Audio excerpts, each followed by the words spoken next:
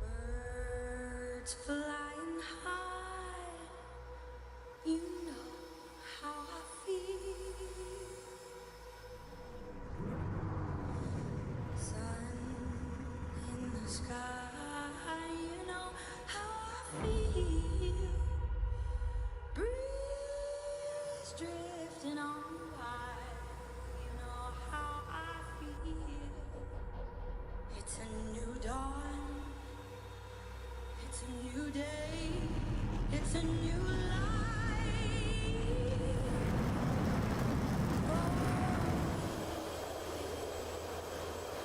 And I'm feeling good.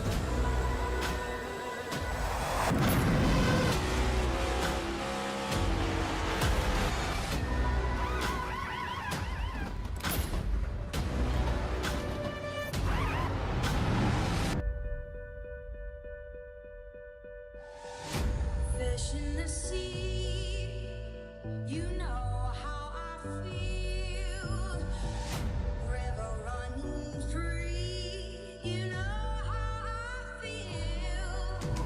Blossom on the tree, you know how I feel. It's a new dawn, it's a new day, it's a new life.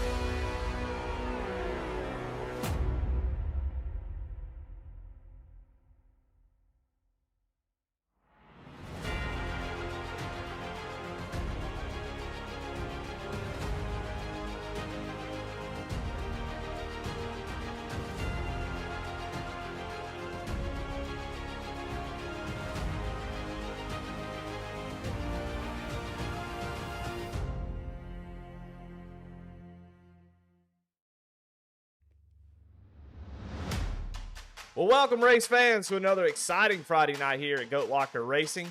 Tonight is the final race of the round of 8 and the final chance to make it into the championship 4. Let's strap in tight, get ready to watch round 14 of the Goat Locker Racing Truck Series presented by Jam Printing and Promotions. And you'll see it all here live on Podium Esports. Hi, I'm Eddie Smith, and with me in the booth tonight is Bradley Cooper. And we're using cameras provided by Dougie Beard. Well, Bradley came in at the perfect time. One of the most exciting races on the schedule, and that is the cutoff race for the Final Four. How you feeling tonight, Bradley? I'm excited. I really look forward to coming in here and helping you out with this tonight. Great season, some guys in a must-win situation. It's collectively the points here for the playoffs in this Final Four, second to last race. Couldn't think of a better venue than Pocono to bring it up here.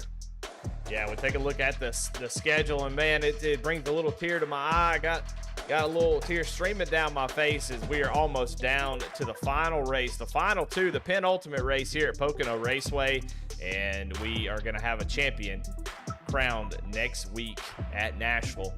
And let's take a look at who is left, and we'll give you all the breakdown right now. Last week at Darlington, Patrick Drapton was able to get that win, lock himself into the Final Four, and with the field size that is here tonight, just under 20 drivers, about 16 I think will take the track.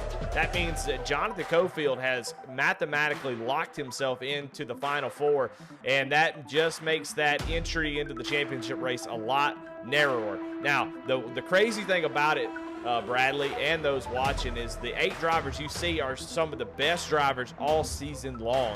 We had at one point, I think, 6-7 different winners in this series, and it is ultra competitive, and tonight is going to be pretty incredible. A couple drivers that have to win to get in. Jeremy Gardner, one of the top drivers all season long, has to have a win. He missed last week. He's got to win tonight to be able to move on. And also Brandon Evans, who has not had the season maybe we thought he would have, but did get a win, was in the playoffs, but he is in a must-win situation as well. So, and then you look down the list, so there can only be one winner that can lock themselves in. That leaves one more spot, Bradley, to go into the championship race. It's going to be crazy tonight. Yeah, with Brandon Evans, and like you said, these guys that have come in here all season long to come down to just one race, one victory. One of them's going to get eliminated if the other one wins, or they could both be out of it. And, Jonathan Cofield, we've seen him across the board in some other situations where he was in must-wins. So good for him to be in there just based off of points, kind of alleviates that anxiety. But if you're in a situation like these two drivers, you are calculating, you are premeditating, you can go through all the planning you want, but ultimately it's pay time, it's paycheck time. You have to perform. One race left before that Final Four is declared. Yeah, now, and Bradley, go ahead and hit us up with what they're going to have to do it at Pocono. Tell us a little bit about Pocono. It's called the Tricky Triangle by some, the Bermuda Triangle by others. This 3-cornered raceway situated in northeastern Pennsylvania is 2.5 miles, and this triangle features 3 very unique turns connected by straightaways of varying length. Turn 1 banked at 14 degrees. Turn 2, aka the tunnel turn, is banked at 8 degrees, and then you have turn 3 that's just a mere 6 degrees. Pocono's main straightaway is the longest of any North American speedway at 3,740 feet. Then you have Long Pond and the connection between turns 2 and 3 that's just a mere 1,780 feet. The resulting speedway poses special demands on drivers and engineers alike. And for a chassis that works well in the steeply banked turn 1, it might become utterly useless in turns 2 and 3. I don't know about you, Eddie, but the gear change in turn 3, a lot of drivers possess that ability to get a good run off for that long straightaway.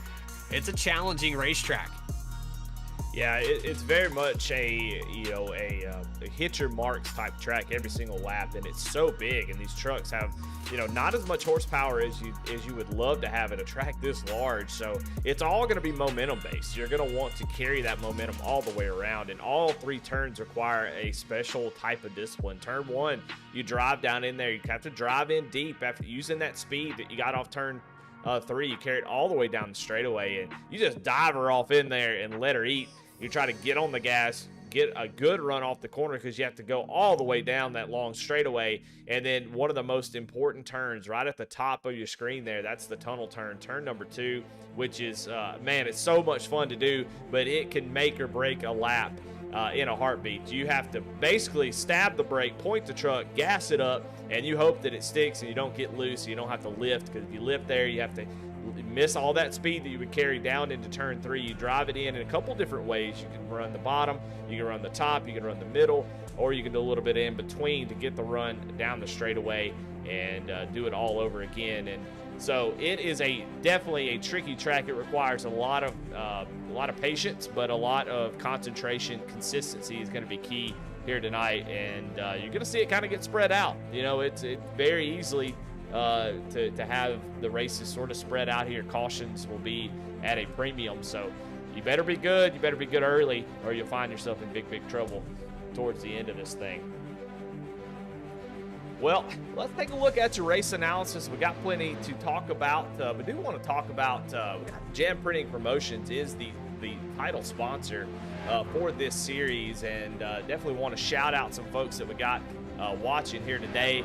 That's Doug from Jam, the whole Jam family. Doug and Debbie, want to shout y'all out. How y'all doing? Hope y'all have a good time. Hope y'all enjoy the race. Amber and Jerry from Jam, and then Danielle and Diane out in New Jersey. So thank y'all for watching. Definitely appreciate all that y'all do, and hope that we put on a good show tonight that you can be proud of. And we definitely appreciate all of your support and what you guys bring to the table for this series. So let's take a look at our driver cams, see what everybody's got going on here tonight. Who we got on the docket? That's Patrick Drapick, locked into the playoffs. He gets to have a easy night here tonight, but would love to knock out one of these guys that are in a must-win situation. I think, Bradley, that's something that we have talked about a little bit, but it's all going to be important, something we'll talk about. I got Chuck Pegleg Phelps, Ryan Pendleton, and Jake Ellingson on the deal here tonight. So qualifying just getting ready to roll. They're about to switch over now. We'll take over to qualifying coverage and watch and give you a good idea of what it takes to get around Pocono and do it fast, and we can see who's going to start on the pole here tonight. Bradley, this is going to be important. Qualifying here at Pocono, massively important. So this is going to be you don't have a whole lot of time either. Only 5 minutes here. You better lay down a pretty dang good lap.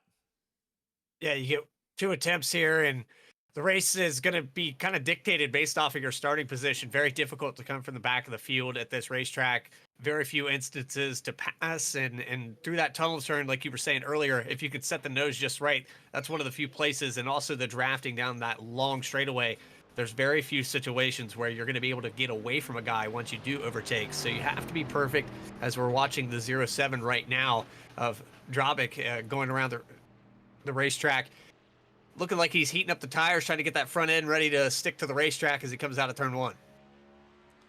Yeah, getting ready, trying to get that truck up to speed.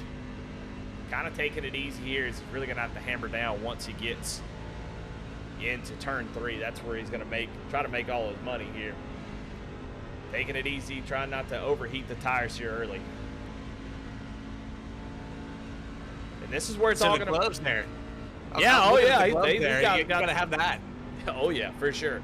And he's got a nice setup, that's for sure. I've seen his whole sim rig. He's got a nice one, so he ain't got no excuses. He comes off a turn number 3, going to start his first lap, and let's watch on board what it takes to get around Poco. I can tell you, Drapick is going to be somebody that's going to be up front all night long. Just over 180 miles per hour as it goes into turn 1. Steeply banked 14 degrees all the way to the bottom on that white line. He's going to come out for the second longest straightaway on this racetrack and carry that into turn 2. Now for the tunnel turn. This is where stabbing the brake and getting back on the gas, hoping that it sticks. If you do it correctly, a little bit of gritting the teeth moment there as he sets it up on the corner, but very well done. Touches that yellow line and avoid that wall out of the exit. Well done. Now it's the long sweeping 6 degrees on turn 3. This sets up the speed for that straightaway. You kind of get a one and done. This is the money lap when it comes to Pocono. Yeah, and actually a real smooth lap there for Drabic because he went through the tunnel turn and it just looked like butter. So I think he's going to lay down a pretty fast lap time, and it's second fast, but both his teammates out qualifying. And my goodness, Ryan Pendleton here laid down a heater of a lap as, man, he was, he did. golly, he was 4/10 of a 4/10. second faster than his teammate. And so Ryan Pendleton laying one down. Daniel Cunningham comes across the line, and so they're laying down laps quickly as we go on board with Brandon Evans here. I don't know if he gotten shorter, if he's sitting down a little bit lower. Normally we got him in frame, but it looks like maybe he lost a few inches off height. It's been a real stressful season, but he's coming around to complete his first lap. But, man, Pendleton laid down a heater of a lap. Well, I'm watching Evans here. Maybe the way he's working that wheel, maybe move that camera, because he was wheeling it out of that corner. Yeah. All he had. Yeah, he Gonna crossed put the up line. third. Yeah, good enough for third. So they'll have another lap, but I don't think that second lap is going to be faster, but we'll find out. Oh, it was faster. Patrick Drabic went around, and he was able to jump up to third. So he was able to make up a little bit of time there. So maybe that second lap is worth. I thought the first lap would be your money lap, but it seems like that's not the case. But some of these guys maybe have that figured out. They go a little bit easier into the corners and set up the heat on those tires. And, you know, with the revamp of the ovals, everything we kind of knew or came into the simulator is kind of changed overall. So maybe the second lap is faster. Yeah. I think Brandon was not happy about his tunnel turn there. He tried to go pretty much wide open, and it just did not stick. So we'll see if he's able to improve upon that lap time, and no, it doesn't look like he did.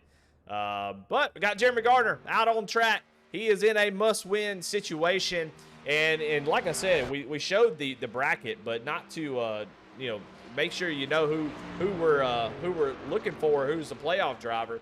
Cofield locked in, Drabic locked in, Brandon Evans, Jeremy Gardner have to win to get in. But now the rest of them, and we'll talk about more about that during the race. But Ryan Pendleton, Jamie Mullins, Daniel Cunningham, and George Jewell all have an opportunity to point themselves in, most likely, or with the win, of course. So there's a lot of opportunity there. We want to definitely get those names out there so you'll know who we're looking out for. Right now, Ryan Pendleton is looking good. Daniel Cunningham both on the front row currently at the moment, and that is exactly what you need to do to get that win as we continue to watch Garner here as he goes across for his first lap. And look at him right up to the top of the board, and he immediately, I don't know, right before qualifying was over, he snuck in there. Holy cow, how about that? That's a mic drop, huh? Jeremy Gardner putting it on the pole with just 0.0 seconds left there. Well, I'll tell you what, we're going to go ahead and go, so we don't want to miss that national anthem. We're going to jump in there before they get rolling around the track, but we'll throw it over to Jared Ashley for the national anthem. Oh, say, can you see by the dawn's early light what so proudly we held at the twilight's last gleaming, whose broad stripes and bright stars through the perilous fight o'er the ramparts we watched were so gallantly streaming, and the rocket's red glare, the bombs bursting in air, gave proof through the night that our flag was still there. Oh, say, does that star-spangled banner yet wave o'er the land of the free and the home of the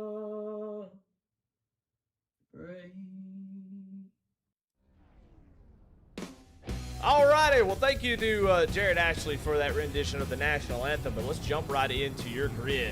And starting on the front row in a must-win situation is Jeremy Gardner with Ryan Pendleton starting outside of him in row number 1. Row number 2 is going to be Daniel Cunningham and Patrick Dravitt. Row number 3 is going to be Brandon Evans and Jamie Mullins. Michael Kostick and Jacob Ellingson going to be in row number 4. And James Goshen and James Kaufman going to round out your top 10. 11th spot goes to Jonathan Cofield with George Jewell in the 12th spot. Matt Knights in 13th position. Alan Marshall will be in 14th. Brandon Wallace in the 99 will start in 15th. Scott Rankin is actually not on the field here. And then Chuck Phelps is going to round out the 17 truck field here today at Pocono. So it comes down to Cofield, Evans, Gardner, Pendleton, Drobick, Mullins, Cunningham, and Jewell. Some must-wins. The 42 dropping the mic in qualifying. Yeah, exactly what he needed to do. Let's take a look at your race analysis as they've got 60 laps here tonight. That sounds like not a lot, but here that's 150 miles. That is a long race for sure. Pit road speed 45 miles an hour. They have 2 green-white checkers if they need it. No fast repair. Better be careful off that tunnel turn. A custom fix setup provided by Premier Racing Setups, and they have 3 tire sets in the pits.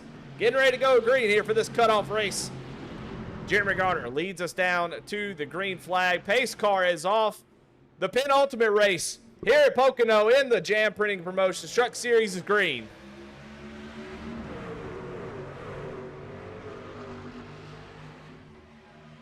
A great start for those drivers. It looks like Ryan Pendleton's getting a pretty big shove as they go down into the corner.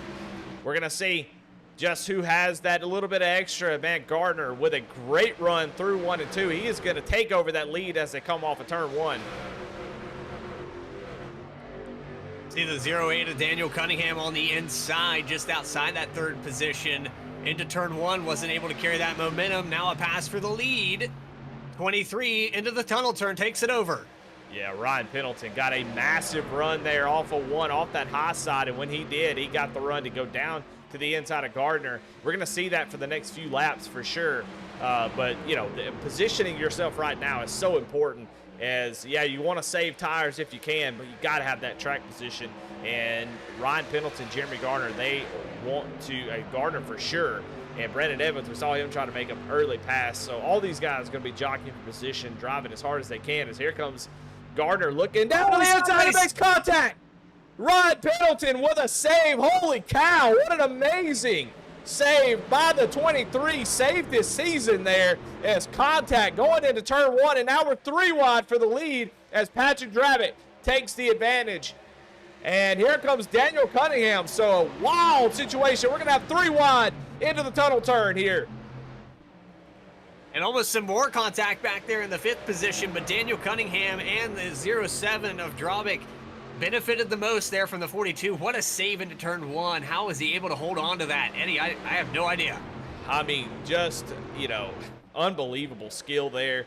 And, you know, his tires are not going to be happy, but, I mean, that could have been disastrous. And it was just an incredible, incredible save by Ryan. We stayed green, so that was a scary moment for Pendleton. He is probably going to have to catch his breath as, you know, obviously Gardner lifted. He definitely did not mean to do that because he immediately lifted and let a couple guys by him, probably popping up over the radio saying, hey, I'm sorry about that. I didn't mean to do that. It was just a last second maybe look, and they just made a little contact, and they're able to keep going. That's my favorite part. Nobody is out of this thing just yet. Man, this is wild. But let's take a look at, we've got live points this week on these cutoff races. Like to have these live points, and you can see there's opportunities for drivers. Currently, Ryan Pendleton sitting there on the cutoff line, and both these drivers are safe. And, you know, just to highlight how quickly, though, it can go wrong is if Ryan Pendleton hits the wall there, has a, you know, a bad,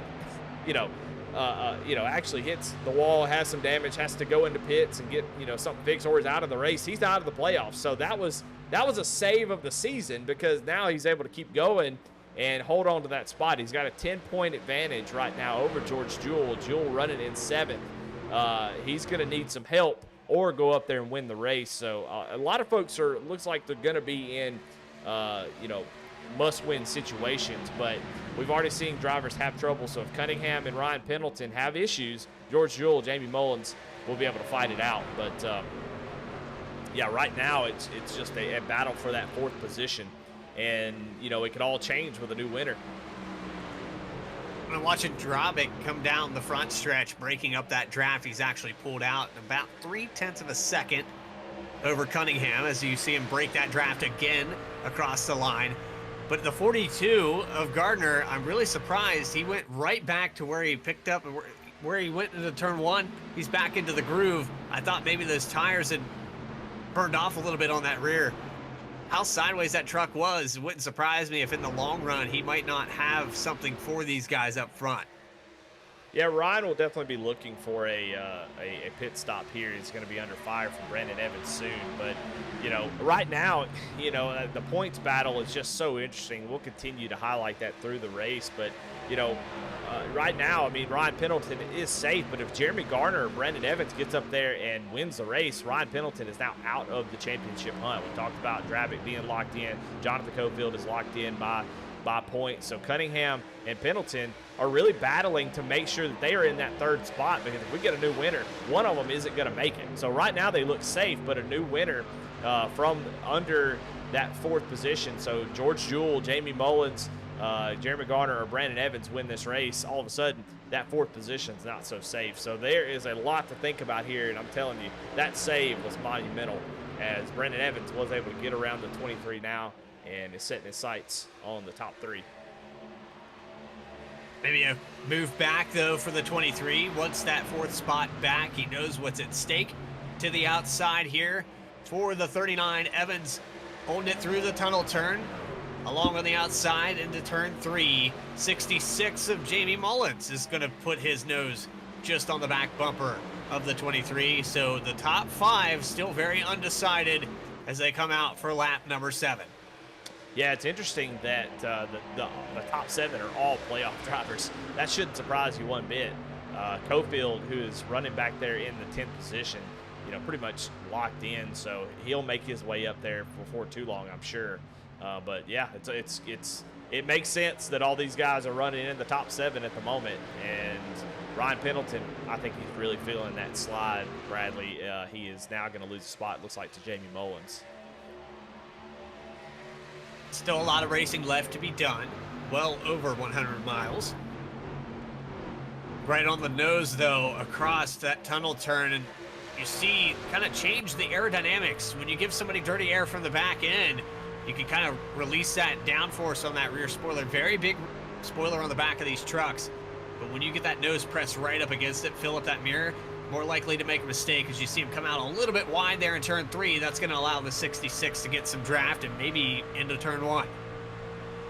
Yeah, look at this Patrick Drabick trying to break the draft up front. Cunningham trying to go with him. And it seems like that's silly, but man, if he can ever break that draft and get out ahead, he's got the clean air, he's got the downforce on the front of the truck. And if he can break that draft and get some spacing, he could start to click off those laps and pull away. Because right now, I mean, the truck punches such a big hole in the air that the draft is pretty strong here, especially with the on-throttle time. So they're trying to stay in the draft of each other. If you can break it, get away, you can start to pull away pretty easily as they'll lose all that toe down the straightaways. We see things similar at Fontana and at Michigan. It's one of those tracks that if you can get out ahead of this field, maybe use that mechanical grip later on in the run, no reason you can't pull away. And if this race stays green, that can be an advantage when we come down pit road. Very long pit road. In and out here for the 07. He's led since about lap 2, taking it over. And I'm excited to see these must-win situations. What's going to pan out in the second half of this race?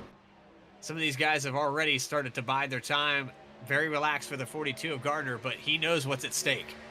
Yeah, just trying to maintain that track position is what he needs to do and be there to strike whenever it shows, an opportunity, because it's really difficult to pass here. You get down on the inside, you really need to use the whole track, and you need to make sure. 7th position. I was looking at Jewel. He's actually on the outside. He's got the 27 of Jacob Ellingson. These guys racing very hard out of 3.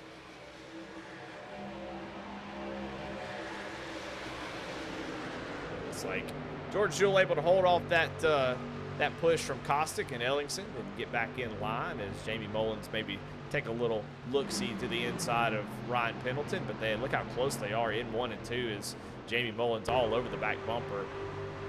As Ryan's been able to hold on to this top 5, it just after those tires sort of cooled down, he's been able to maintain the top 7, or just separated by about a second. So everybody's still running pretty much nose to tail.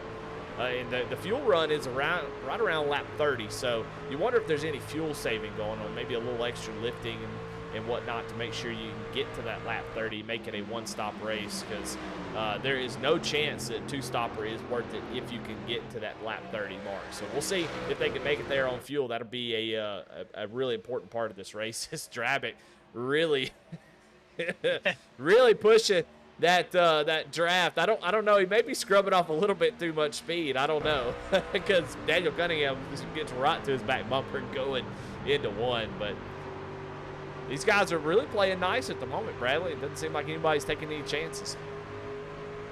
Well, and I think maybe the 08 of Cunningham, the run that he's getting off the exits to the corners, maybe in the head of Drobic a little bit. He's going in a little bit shallower in the corners than Cunningham, so maybe he might wear out these tires, especially when he's going down that front stretch, like you said, and weaving in and out. That is going to create tire wear. As you see a pass for the 3rd position, 39, Brandon Evans to the outside into 3. Yeah, Garner looked down to the inside and opened up that door because he couldn't make the pass work. And Brandon Evans was able to use that run off the top side of the tunnel turn and make that pass and get into that 3rd position. But look what it did for Patrick Drabic. It did exactly what he's been looking for.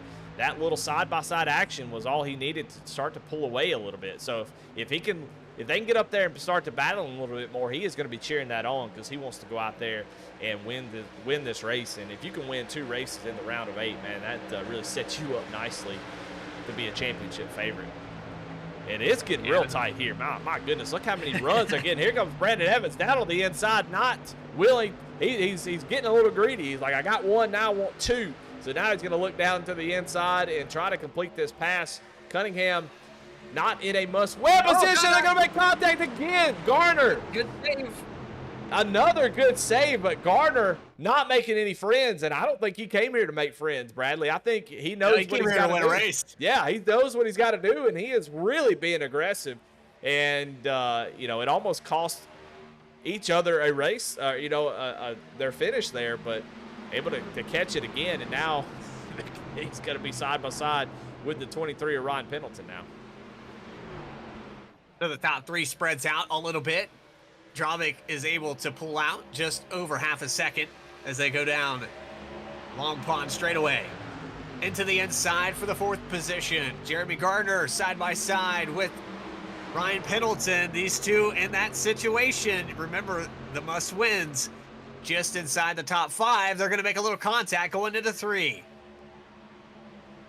Yeah, Ryan probably not happy about the contact from earlier in the race and wants to try to get around him. Going to slide up in front of him, and I think that's a smart move, is while Gardner will have a little bit of position on him on the inside here down the straightaway, I still think the outside line in turn 1 is just a little bit too strong.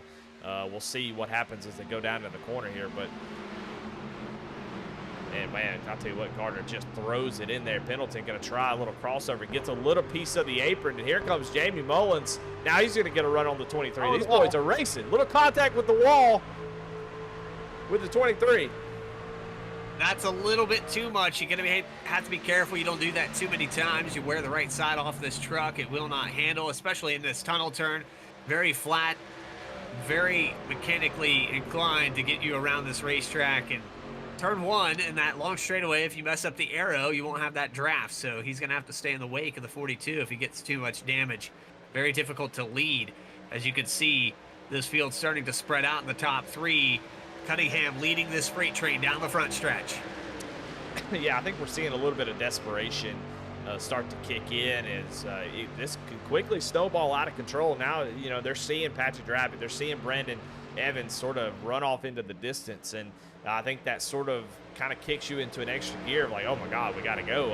You know, we're constantly losing time. Patrick Rabbit ran a 55.667, Evans and Cunningham a 55.8, so he is 0.2 of a second faster now that he's able to break the draft, and that will quickly snowball as 15 laps before we even consider coming down pit road. So that could get out of hand for these must-win drivers.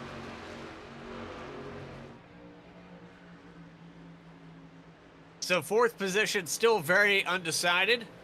Gardner in the position right now. Ryan Pendleton trying to take it away. Nose to tail out of turn 3.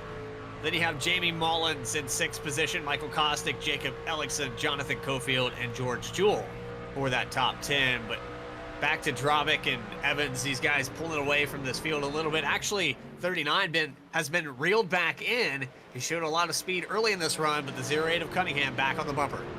Yeah, you know, I see him kind of getting back single file, so I wonder if there is sort of a, you know, maybe a conversation over voice comms or a little understanding. And as soon as I say that, somebody's going to try to pass, and that's going to be Ryan Pendleton. But it seemed like there may be an understanding, hey, we need to get single file, run back the leader. Caution, though, is out. And I don't know why. It looks like Matt Knights and Alan Marshall have had some sort of issue. So first caution of the night.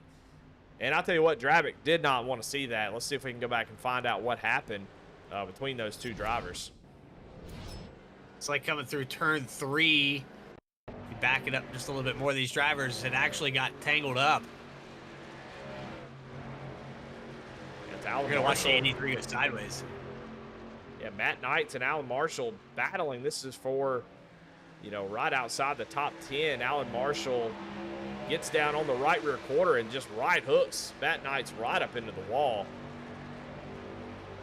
And the 82 goes around. So, yeah, man, that's tough. We'll back it up just a little bit more. Find my, yeah, that's not going to work. Just see it right here is Alan Marshall just going to, it's hard to say. A lot of times it's net code that this, you know, kind of, it's almost magnet, kind of pulls you together. Well, we saw the 64 maybe move up a little bit there. Yeah. But there was a pinch down by Marshall as well. So Knights, you know, on the inside, he's probably not hearing the spotter say anything. That's a tough one there to kind of judge that, especially when you're going into turn 3. You maybe want to elongate that corner and come out a little high, but overall that brings out caution number 1. It kind of resets the field because Drobick had actually stretched this lead out quite considerably to half a second. That doesn't happen at Pocono. So for him to do it that early, you know, less than a third of the way through this race, he wanted to be in a situation where he could just run away with it and lock himself. I mean, he's already locked into the Final Four, but he really wanted to make a statement here today. Yeah, for sure. Pit road is open. They're all going to come down pit road. Nobody is going to risk staying out here. It's, man, Brandon Evans had to slam on the brakes there. Got a little out of shape as they were coming down pit road. So, I mean, you could see how much, how the aggression level on all fronts is here in this particular race. Guys doing whatever they can to try to get this win and get every advantage that they possibly can. But everybody coming down pit road. Oh, somebody slid through their pit stall. Who the heck is that? Somebody backing up. That's Ryan Pendleton. Ryan Pendleton slides through his box and has to back up. Yes. That's going to lose a good amount of spots there. He's probably a good 30 degrees sideways there getting service to that machine, and that's going to hinder a little bit of the time. He's going to lose about 7 positions all the way out of the top 10 as they come out. Yeah, Patrick Rabbit going to hold on to that top spot. And I'll tell you what, it's a good time to talk about our sponsors. Of course, our main sponsor, and it's on his truck, Jam Printing and Promotions. Since forming in 2013, Jam has been contributing printing and promotional sponsorships to more than 60 local nonprofits with a primary focus on organizations that assist veterans, women, and children. And they have been with Goat Lockers since the very beginning, local and veteran certified. When they do well, they do good in the community. So definitely big shout out to Jam Printing Promotion. I'll tell you what, I've been around Goat Locker for quite a few years, And honestly, Goat Locker and Jam Printing Promotions are synonymous with each other. And so we just can't thank them enough for what they do. And I'll tell you what, Patrick Dravick's doing a great job of thanking them by having that '07 Jam Printing Promotions truck out front. He is locked into the playoffs, and he has gotten that early lead. But Bradley, this is going to change a lot, as now Ryan Pendleton's going to have better tires. He's going to start in 10th. But everybody's going to be sort of equal at this point. And, oh, don't look now, Jonathan Cofield's in the top 5. Well, he always finds a way, and that 53 has been fast all season long. Of course, not as much of a must-win or, you know, a must-points day for the 53. I'm paying attention to this 42 right now. He had that little hiccup to start out this race. Hopefully on this run doesn't have that mistake and he can run his race, run his line. We might find a new leader. But right now Dravick has been phenomenal. Took advantage of the situation. Locked himself in. Could really make a declaration as we go into that final race at Nashville. Yeah, and I'm just curious about how hard he's going to drive, you know, knowing that he is good to go. And he, you know, and if I'm in Patrick Dravick's situation, honestly, you know, I'm looking at those that have must have wins. I mean, with, you know, George Jewell doesn't need a win, but it's going to be close on points, as we'll take a look at that right now. And you can see that George Jewell has kind of closed that gap for that Final Four spot. But if I'm looking at the two drivers we've been talking about that are definitely in must-wins, if I can lock George Jewell and Jamie Mullins out of the playoffs, or if I can lock Brandon Evans and Jeremy Garner, I mean, that is putting, you know, real strong, you know, competitors for that championship out of it. So if I'm Patrick Dravick, I do not want Jeremy Garner to get up there and win this race and move on to the next round. I want to keep him out if possible. So you know, I think that's a little extra there for Patrick to win the race, not only just for the win, but also for what it could mean for who he's racing with for the championship next week. Well, anytime you can manufacture that scenario, keep guys that are very competitive out of that Final Four, make your life a little bit easier. Dravick, of course, going through every one of those scenarios as we get set to go back green for the second time today. Pace car is going to pull off. Here we go, back in the Pocono Mountains. Dravick, Gardner, Evans, Cunningham, and Cofield for the top 5. Yeah, great start for Patrick. Want to see if Jeremy was going to maybe try to make a move down into 1. There's always that possibility of that late dive, but I don't think he's close enough to quite do that. As Brandon Evans going to have that inside track there on Daniel Cunningham, try to get that position back from Jeremy Garner. I think that top side going to be a little bit too strong, able to get the run off the corner, and Brandon Evans going to slide right into that slot between Cunningham and Garner. Garner's going to have a nice run down through this straightaway. Let's see if he can try to make a move here and get that lead into the tunnel turn. Going to dive it a little bit lower than the 07. The 42 doesn't get the run off the corner, though. That shallow entry sets him back just about a 10th into turn 3. 39 of Evans has spaced himself out. There's the 08 of Cunningham just behind this. A little bit loose there by the 07. Loose. He's still loose. Oh, and he for the lead across the line. But he's lost a ton of momentum back to 5th.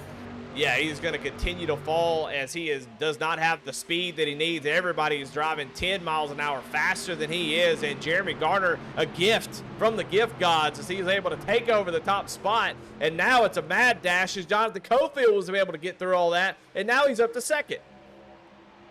Just like that, the race turns around. The 42 of Gardner, who, again, in that situation, had the hiccup at the start of this race, and sideways 66 is around. Oh, Jamie Mullins. Yeah, sorry. A playoff driver, Jamie Mullins, goes around and caution comes out. And they were racing hard. Let's see if we can go back on the podium replay and see exactly what happened here. See Mullins, I think right behind him was Ryan Pendleton. He was looking down to the inside, and yeah, I don't know if they got kind of stuck together or Jamie just didn't know that the 23 was there. Let's see what happened right here.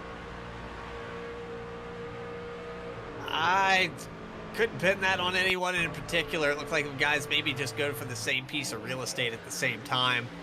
66 setting up that tunnel turn, but the 23 definitely crowding that left rear panel.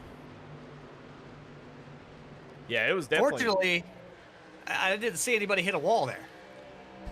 Yeah, I mean, these guys have done incredible jobs of not having disastrous wrecks, and this is just another example. I think with the 27 coming up in front of the 66, I think the 66 was looking out his front windshield, Jamie Mullins, and was going to try to dive down onto the inside and thought maybe he was a little bit clear, but you could definitely see he was not.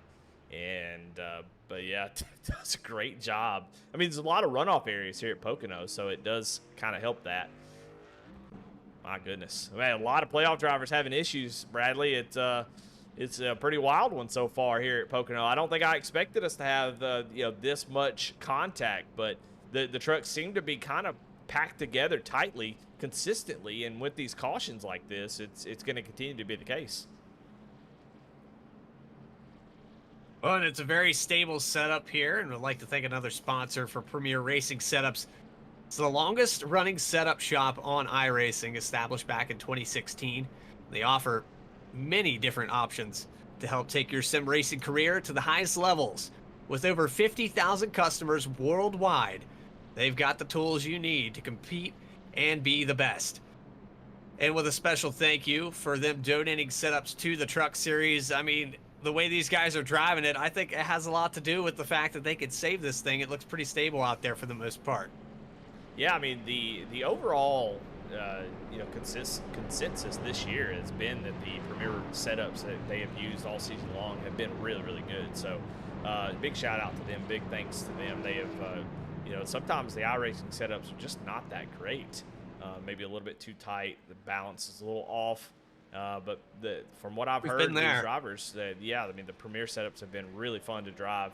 And, man, that sure does help when they're fun to drive like that. So definitely big shout out to them. And, of course, we also here at Goat Locker, we always want to shout out different veterans. And, of course, this whole league is built by veterans, for veterans, and it is a veteran-focused league.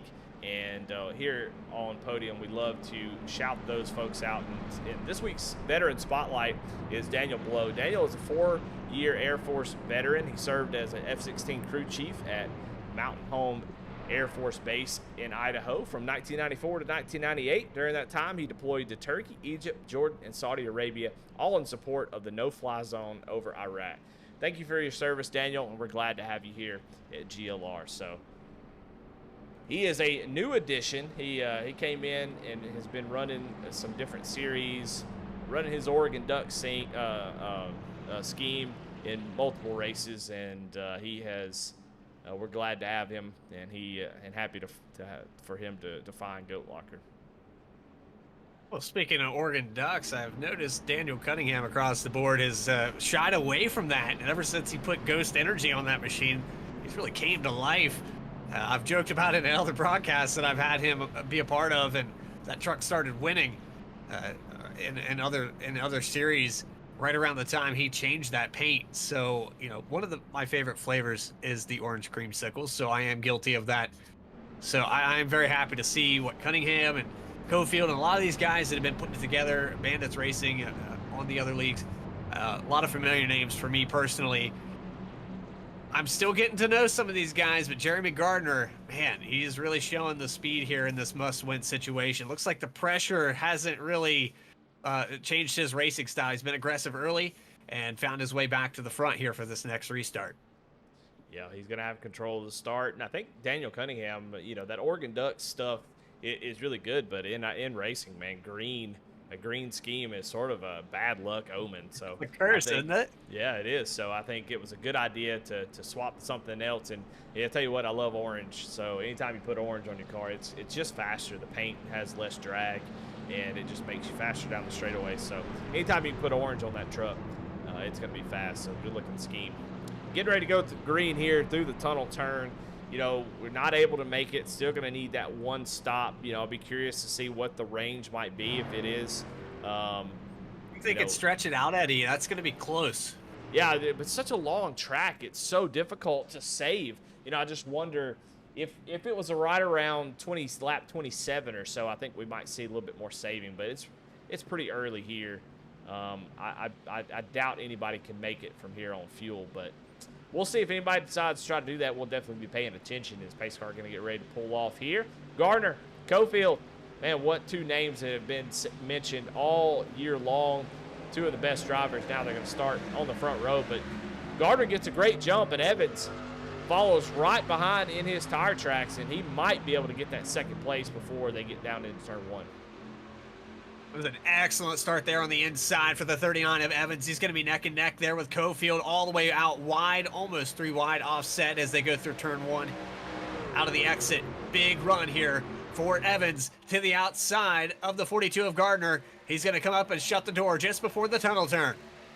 Yeah, we'll see if he ducks out or just tries to give him a push down into the tunnel turn just to try to get away from everybody, and that's what they do. And it looks like Gardner drives it really deep into the corner, and Evans sort of a more passive approach into the tunnel turn, and Gardner gets a massive lead after that. He pulls out just about 0.3 of a second, so that's an excellent run. Now has the clean air, no one affecting the handling of this machine as it comes down the front stretch, pulls it out another 10th across the line to lead lap 25.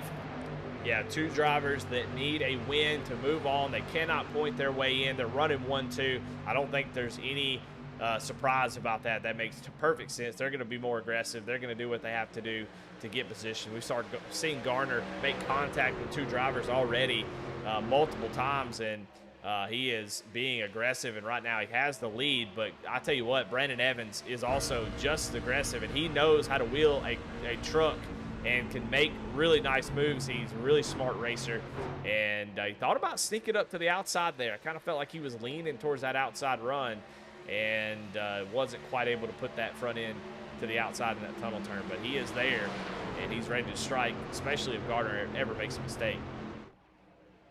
Stepping out a little bit here on the exit of turn 3, going to have a decent run down the front stretch. Cofield was giving him a little bit of a bump draft there on the long pond.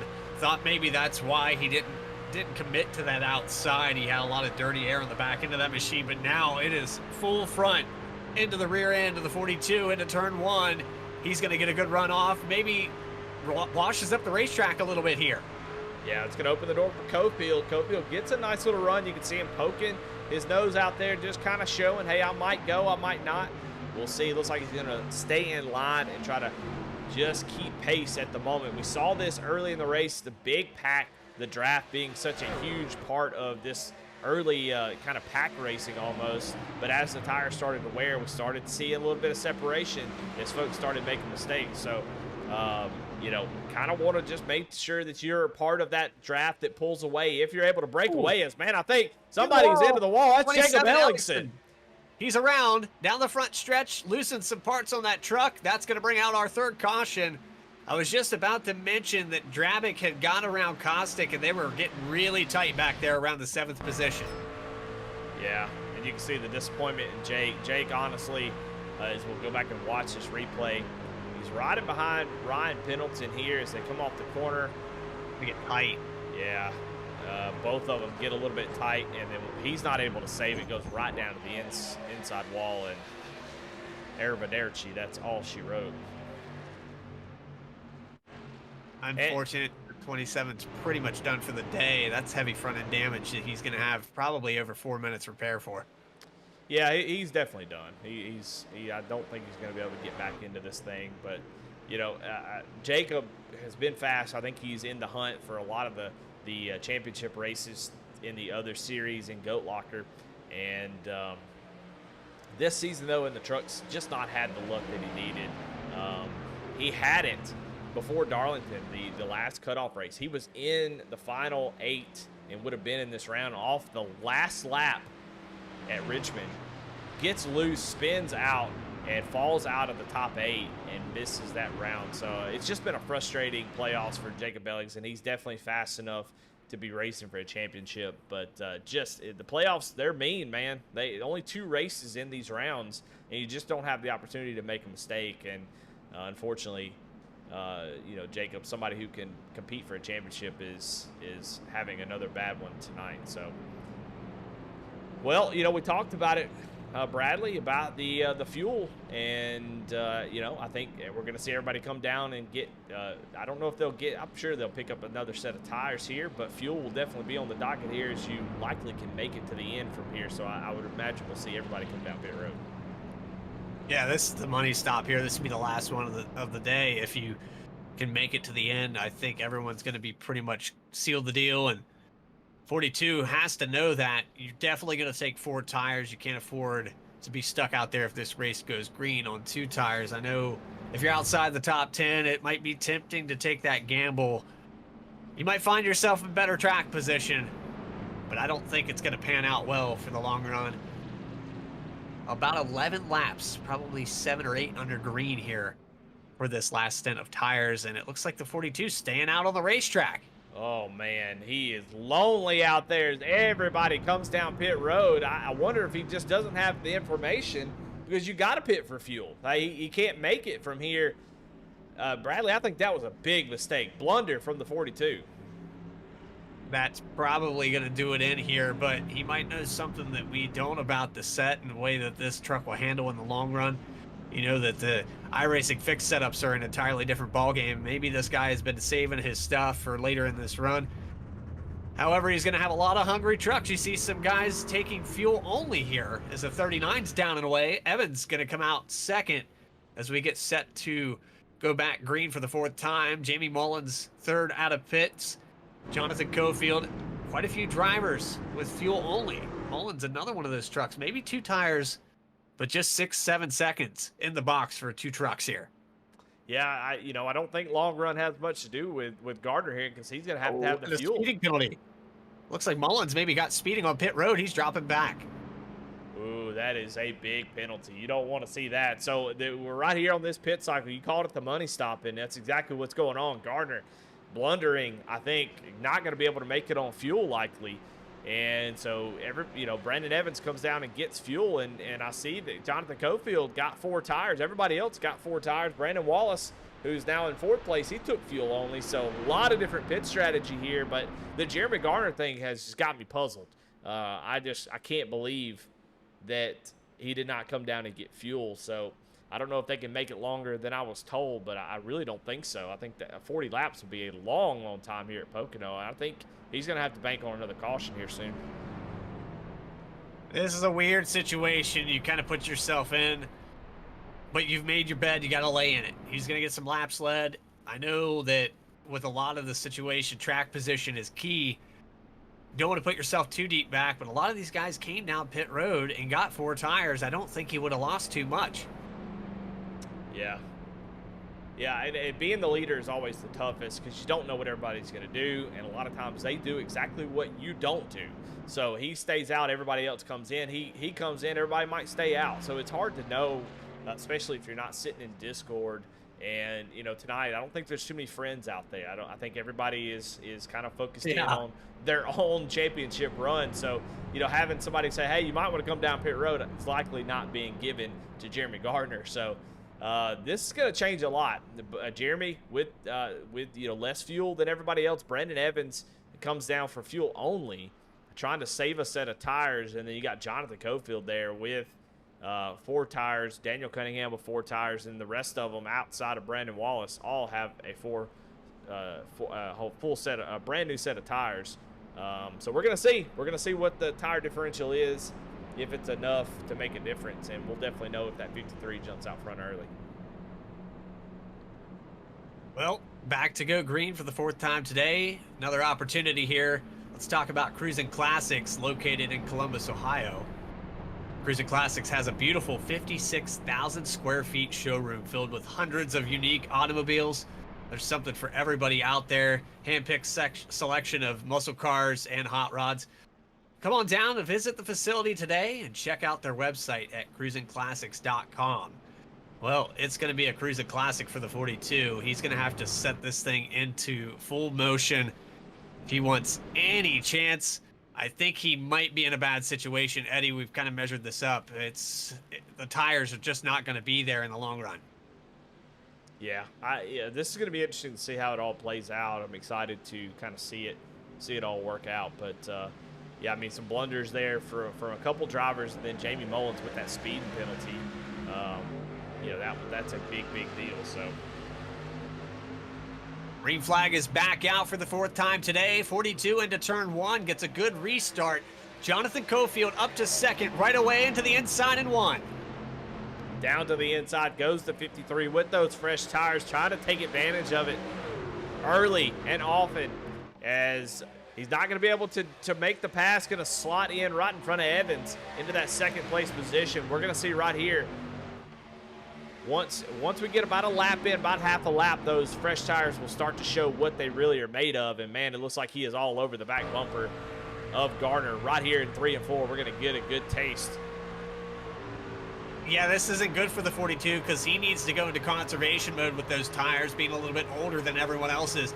And the 53 at Cofield is pushing the issue with 4 fresh ones. They pull out just over 0.7 of a second down the front stretch over Evans and Cunningham. Back here racing side by side for the 3rd spot. He's going to take a look down to the inside. Here comes Cofield. Tried it once and won. He's going to get a better run this time and just set sail. Those tires not working for the 42, but he does have enough cushion here. He can nurse it back in 2nd. Yeah, Garner, the new tires definitely eating him up at the moment.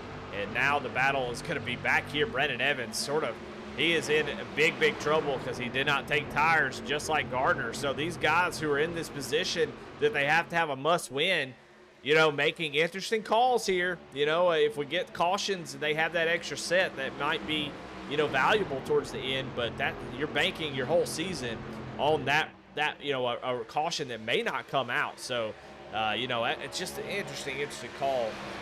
And I honestly just can't believe that it's played out this way. And it turns out Jamie Mullins got an EOL for that caution or something. I don't know if he asked for it, but the race control did give him an EOL, and he did not have a speeding penalty. That's why he dropped back. So Jamie Mullins back in the 11th position as Gardner makes contact with the wall, as he is keeping up with Cofield here on these old tires. Really impressed with the guys that took fuel only or stayed out. They are holding their position quite well. Cunningham's been working on Evans, who took fuel only, and those 4 fresh tires have not been able to get around just yet. The Premier setup looks very good with heat in the tires. It might take a few laps for this car to get heated up before it's up to pace. Full song here into 3, down to the inside, can't complete the pass. 39 gonna hold it up there in 3rd for another lap. And you can see that battle for that 4th position is now tied up as Pendleton has been able to move back forward. And Cunningham now tied with Pendleton for that 4th spot. And with Cofield out front, they're both safe. But as soon as Gardner takes that lead back over, or Brandon Evans, it all changes. So I think the 23 and the 08 have to be aware of each other all race long. They're going to be keeping tabs of where's the 23, where's the 08, because you need to be ahead of them just in case we get that brand new winner. So it is tight right now. You see Cunningham trying to make the pass on Evans and trying to get that 1 extra point. But here comes Ryan Pendleton getting big pushes from Patrick Drabick, trying to wheel his teammate up here into this battle, and they are there. It's going to be a 3-way battle for 3rd place here. Drabick's kind of played devil's advocate. He knows that he's locked in, but he's been pushing guys in and out of this top 5, trying to get back to that lead. He had it there at the start of this race after the 42 got sideways. We had 2 of the must-win drivers kind of have problems to start this race out. Maybe some contact here off of turn 1. 39 on the outside. Very close there with Cunningham. Yeah, it looks like Brandon Evans struggling on those, not taking tires. And he's really kind of bottling up this whole group, using that outside to his advantage. His tires are just good enough that he can make it work off the top side. And that's just bottling everything up here. And you can see Cofield and Garner just pulling away as they continue to run side by side. But, I mean, Evans, what's he going to do? He's got to fight for it. He can't just let these guys go. And so, everybody fighting for their own position and stuff. But it's really... this lead is getting massive and massive. They're now already out to a 2nd between the 2 front runners. Falling back here, the 08 of Cunningham has opened up the door now. The 23 of Pendleton on the outside into turn 1, scrubbing up the racetrack, going to get tight out of the exit. Almost some more contact. I'm really surprised Cunningham with those 4 tires has not been able to get around these guys. Now the 07 of Drabic is going to push on the back bumper. 4-way battle for third. Ryan Pendleton able to slot in right in front of Daniel Cunningham, the guy who's battling for that cutoff position. Now here comes Patrick Drabic looking to put pressure on that 08. It looks down to the inside, but Michael Kostic actually getting to the outside of him. So Kostic, somebody we haven't talked about just yet in that Premier number 3, he is now becoming a major player up here at the front. You see James Goshen right behind him with George Jewell back there in 9th and Jamie Mullins in 10th. So every one of these drivers still in it at the moment, and we're likely, at least for Jeremy Garner, probably going to have one more stop, assuming that the 30 lap is going to be the fuel run here. So, man, it's going to be interesting to see how this plays out. But, man, what incredible racing. Here comes Ryan Pendleton, gets a run down the straightaway, and he's going to look down to the inside and try to put some space between him and the 08. Now watching this battle for the lead and what the 42 of Gardner is doing right now, sitting right in the tire tracks of Jonathan Cofield. He might be saving a little bit.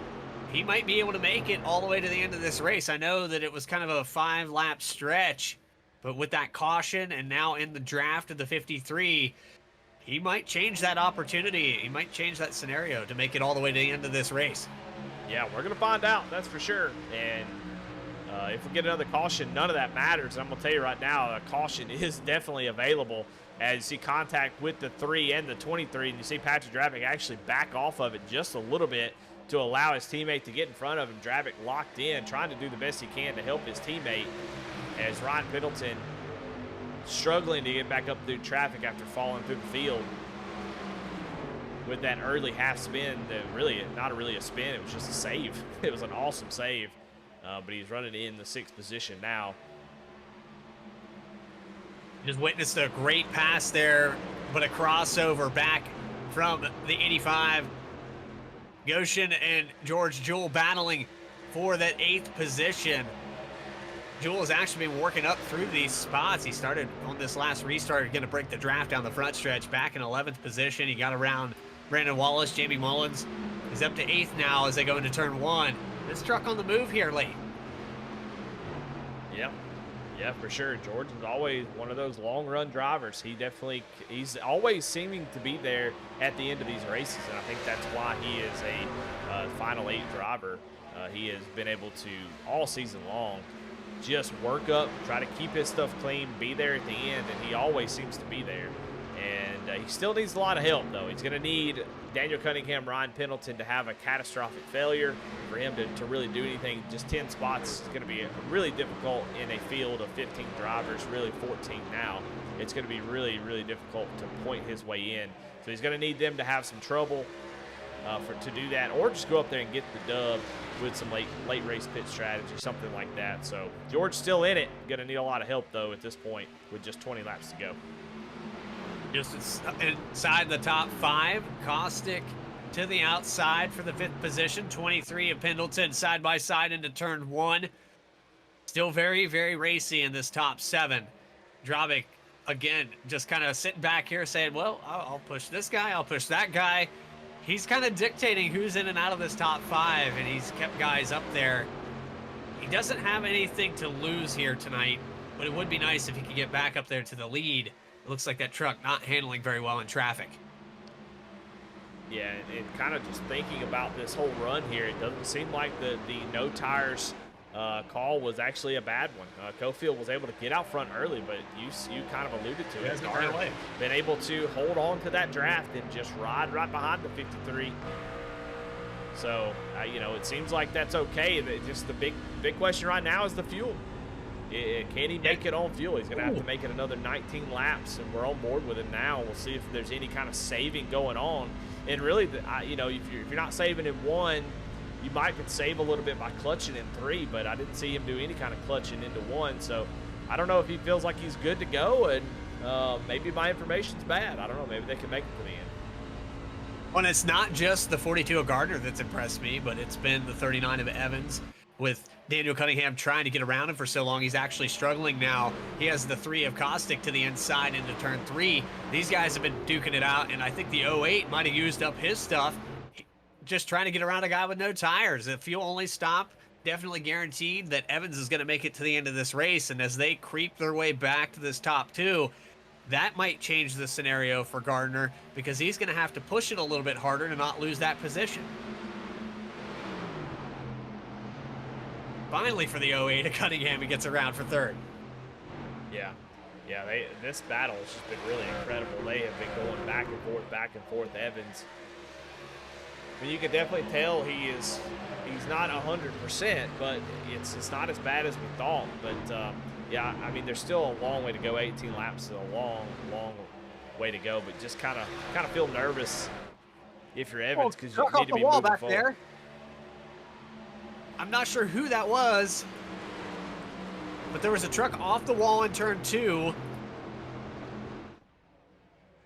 It might have been Chuck Feltz. I'm not entirely sure. I'm going to back this up and make sure.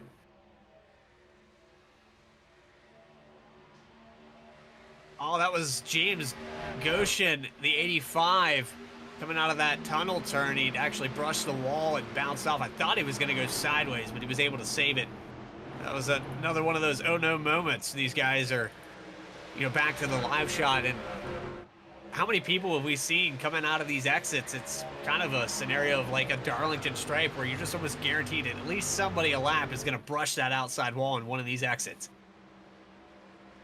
Yep, it's especially once you start running harder and harder and you get behind somebody, you lose that downforce and you go right up into the outside wall, especially off that tunnel turn. We're trying to figure out this fuel situation. It looks like by yourself you could run maybe about 31 laps. And so, with that being said, Ryan Pendleton. Yeah, hard into the wall there. So another mistake out of Pendleton. That's going to drop him down another spot. He's got Patrick Drappert going to push him down the straightaway. But, yeah, guys starting to make mistakes here. Oh, he's going to take a dive down to the inside of Costa. He's getting frustrated. Yeah. Not happy with how things are going at the moment. He's still safe, though. He's still safe as Gardner has actually fallen off. Maybe he made some contact while we were watching that because Gardner has now fallen back into the clutches of Daniel Cunningham for second place and has lost the draft of Jonathan Cofield. Excuse me. Lack of tires starting to show themselves in the 42, the 39 of Evans. They're starting to fall a little bit off the pace. 42 of Gardner, actually one of the slowest trucks in this top 5 as the 08 of Cunningham gets around him. Now down out of turn 3. It looks like if you're the 42, you're just going to have to keep falling in line and hope that you can make it. We had the declaration of no, they cannot make it 31 by yourself, but these guys stretching out. I do not think Gardner is going to make it based off of that math. Well, everybody came down 16 laps ago. We got 15 to go, so that's right on it. For those who came down pit road, Gardner's not going to be able to make it. If that is the case, he has not been saving enough, and I don't know if he's realized that, maybe everybody can possibly make it. So, unless our information is just bad, and I don't think it is, he was in the race. I don't think that, I think everybody else might be good to go. It's going to be close for them.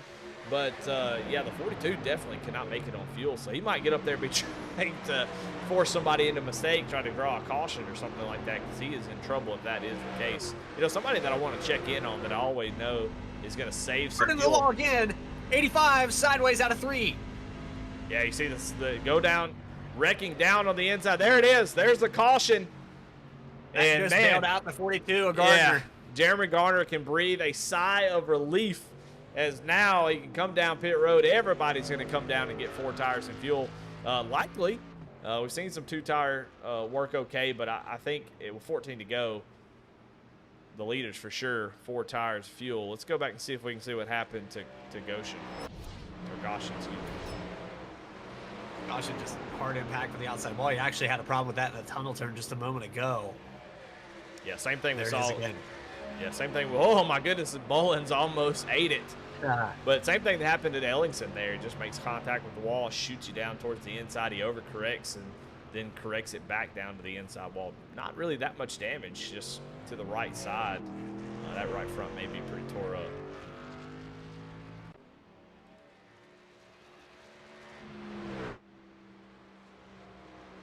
while we wait for them to catch up and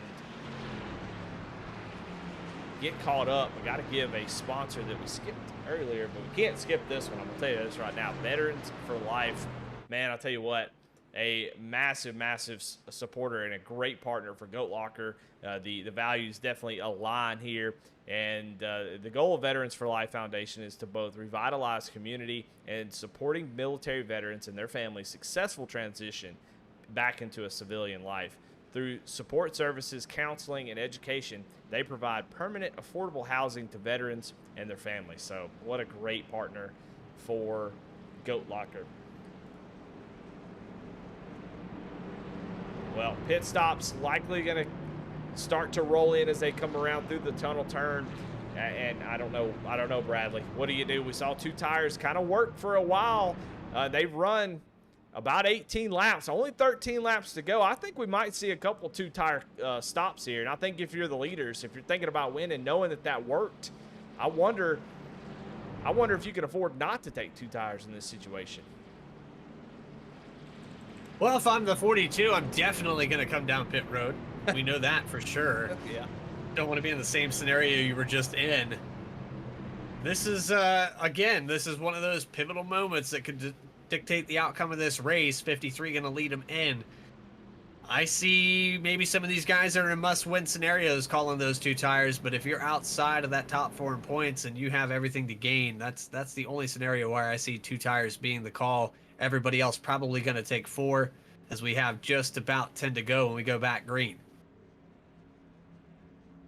Really important stop. Pendleton slid through his box last time. You do not want to do that here. That is going to be a race ender. We're going to see who takes 2 tires, who takes 4 tires, who's going to win the battle off of pit road. I see right sides going down, left sides going up. See some drivers cutting loose here. Patrick Drabbit, 2 tire stop for him. And he's going to take over the lead. Cofield comes out in second with those 4 tires. So Drabbit goes out front with a 2-tire call. We were wondering who was going to do it, and it's the 07 of Patrick Drabbit. Well, while we have a little chance here, we're going to take a short break, and we will be right back to give you the final 10 laps of action here on Podium. Yeah, stick around. We'll be right back.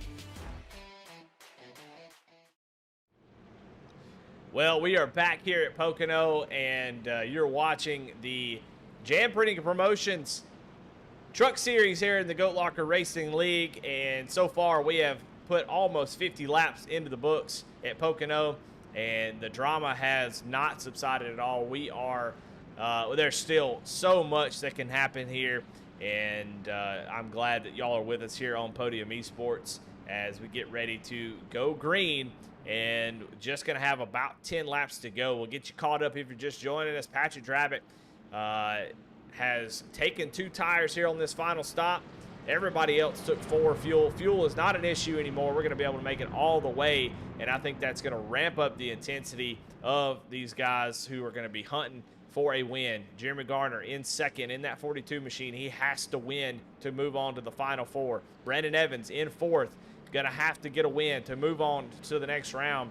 And right now, Daniel Cunningham, Ryan Pendleton sitting on the bubble, and they are good unless one of those 2 drivers or George Jewell, Jamie Mullins get a win. So there is a lot that can happen here. It is not set in stone at all, and we're going to bring you all the action here with just 10 laps to go here on Podium Esports. Coming through the tunnel turn there, getting ready to go green.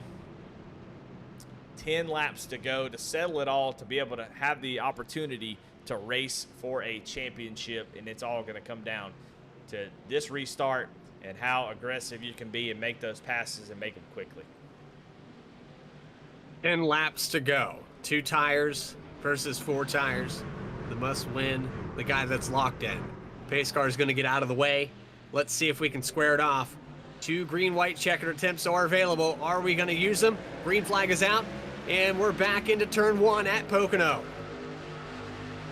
Patrick with a great jump, but not the best jump. So Gardner is still right there with him as they're going to go down into turn 1, and Cunningham gets a nice jump, big drive through turn 1. He actually gets to the inside of the 07, and he's trying to get away from that 23 as the 23 and the 39 make contact. Man, they are racing hard here at the moment. Oh! A little bit of contact there by the 42. Yeah, he's going to go to the outside and try to take the lead from the outside. Look how close they're running together, all over each other. Here comes Gardner again, trying to take it up to the outside. The 07 trying to block. The 42 down to the inside, not quite able to make it just yet. The door gets slammed shut, but a good run here off of 3. A little bit loose there, but Gardner is going to have the momentum down the front stretch to the inside.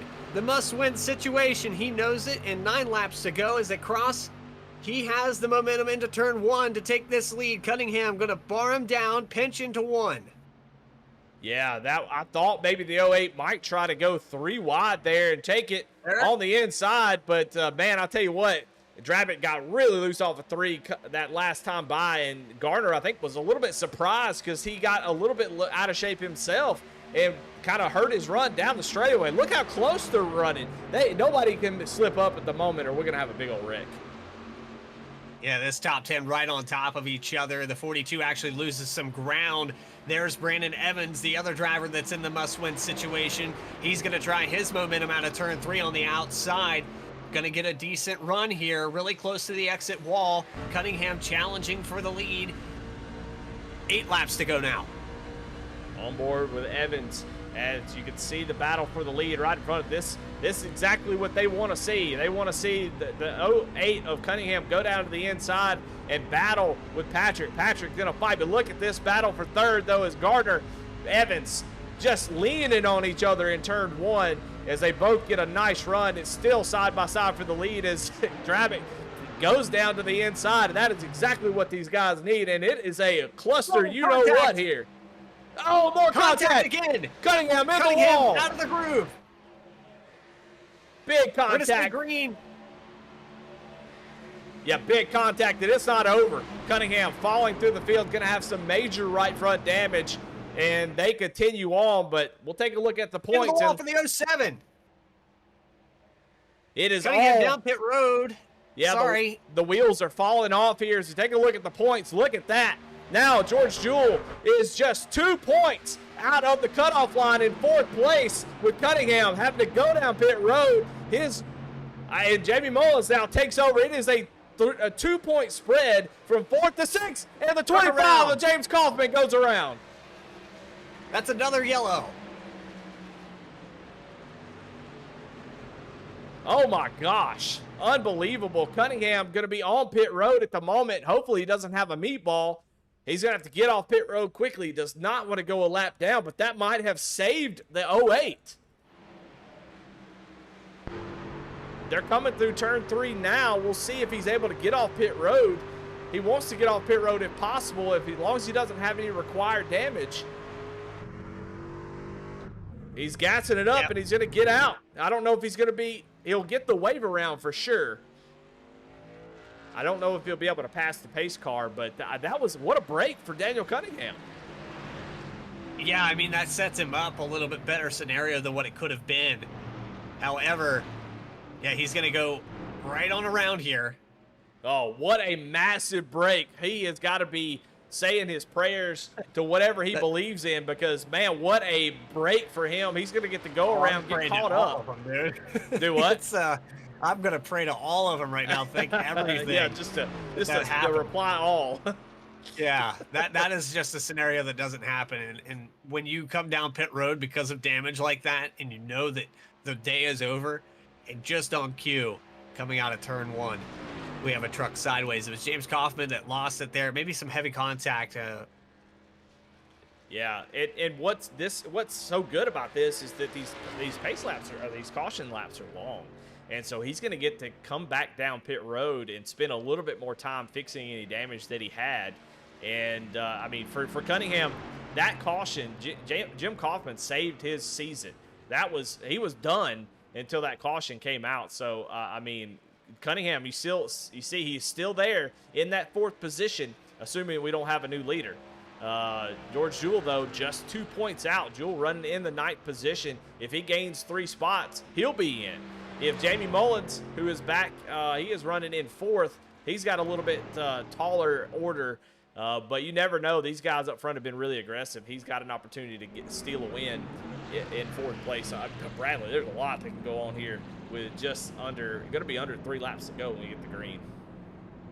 Dravic knows all of this. He's trying to keep some of these guys out of here so he doesn't have to compete with them into the final race at Nashville. And if you're doing the math here on podium right now, because I'm definitely not, that spread of just 2 points for Jewell to be out, well, it changes with this caution. Cunningham still having a chance to come back on this one. It's 1 point now. It keeps changing on me, but it's just such a fluctuation. Yeah, it's absolutely. If you're Jewell, you need Cunningham to have a bad day, and right now that scenario is there. Yeah, I mean, these points are live, so Cunningham and Alan Marshall keep swapping positions as Cunningham is coming back down pit road to get more of that damage fixed. I mean, you know, it's still the same for him and Ryan. They just need to survive, and Cunningham having an issue there, that puts him in a situation where he's got to make up some spots on this restart and hope that we don't have a new winner. If you're George Jewell, you just got to hammer down and keep the foot to the floor and gain as many spots as you can. I mean, this is what we live for. This is why we love playoff racing. This right here, this is so much drama that can happen, and this could flip-flop in a heartbeat, and we could be talking about, you know, I mean, it could be Ryan Pendleton, Daniel Cunningham, or it could be George Jewell, Jamie Mullins in a blink of an eye. So a naturally occurring green-white checkered will set up here for this restart. Oh, man. I mean, if you put this thing into overtime, there's still a lot of chances for Jeremy Gardner to get up there and get that win. Patrick Dravic is obviously going to do everything within his power, of course, locked in already, but he's going to do whatever he can to make sure that he doesn't have that competition with Evans or Gardner both just behind him on this restart. Then you have Mullins and Pendleton, who have been battling hard. Look at Mullins here. He's just outside of that. He's actually tied based off position. Yeah, this is unbelievable. This whole setup is so complicated. If I explained every outcome or every scenario here, we'd be going green by the time I finished. There's so much going on that it's hard to break it all down, but we've already, you know, said most of it. But I mean, look at Gardner here. He's got the fresher tires, so he's in a good position. Patrick's still on those 2 tires. So if Patrick wins, you know, we go by these points right here, and Cunningham has got to be careful that he's able to get out and get a couple spots, and George Jewell needs to be pushing forward as well. But if Gardner wins, then all of a sudden none of it matters for those drivers, and Ryan Pendleton just needs to make it to the end. So it is, man, there is so much moving parts. Brandon Evans there in 3rd, down on the bottom. He's going to get a good restart behind the 07. So there's so many things that can happen here. I'm just excited. I can't wait to see it. We're going to have an amazing finish, I'm sure. And, man, this is what I live for right here. This is amazing. This is why Goat Locker is one of the best. And we're glad to bring you all the action as we're coming through turn 2 now, getting ready to go green. How nervous are you if you're the 42 or 39 here, Bradley? I'm nervous just watching it. And honestly, you picked the best race for me to come in here for the first time. You're going to introduce me on this one. I don't even know what to say, but I can tell you this. The action's going to be good for this restart. Could be the final restart of the day. Can we make it to the white flag? This pace car going to move out. Let's settle it here for the second to last race. Yeah, Cunningham has been able to pick up a couple spots, so he has got a little bit more advantage.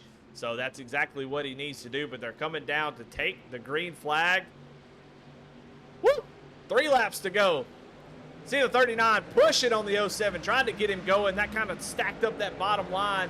So good for Jeremy Gardner as Patrick going to try to clear the 42 into 1. He's guarding that inside line, not allowing him to get to the inside, blocking him off.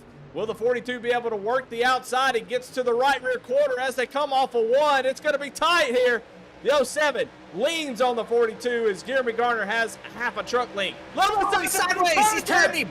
He's going to turn him. Jeremy Garner goes around. Going to put that on my bingo card.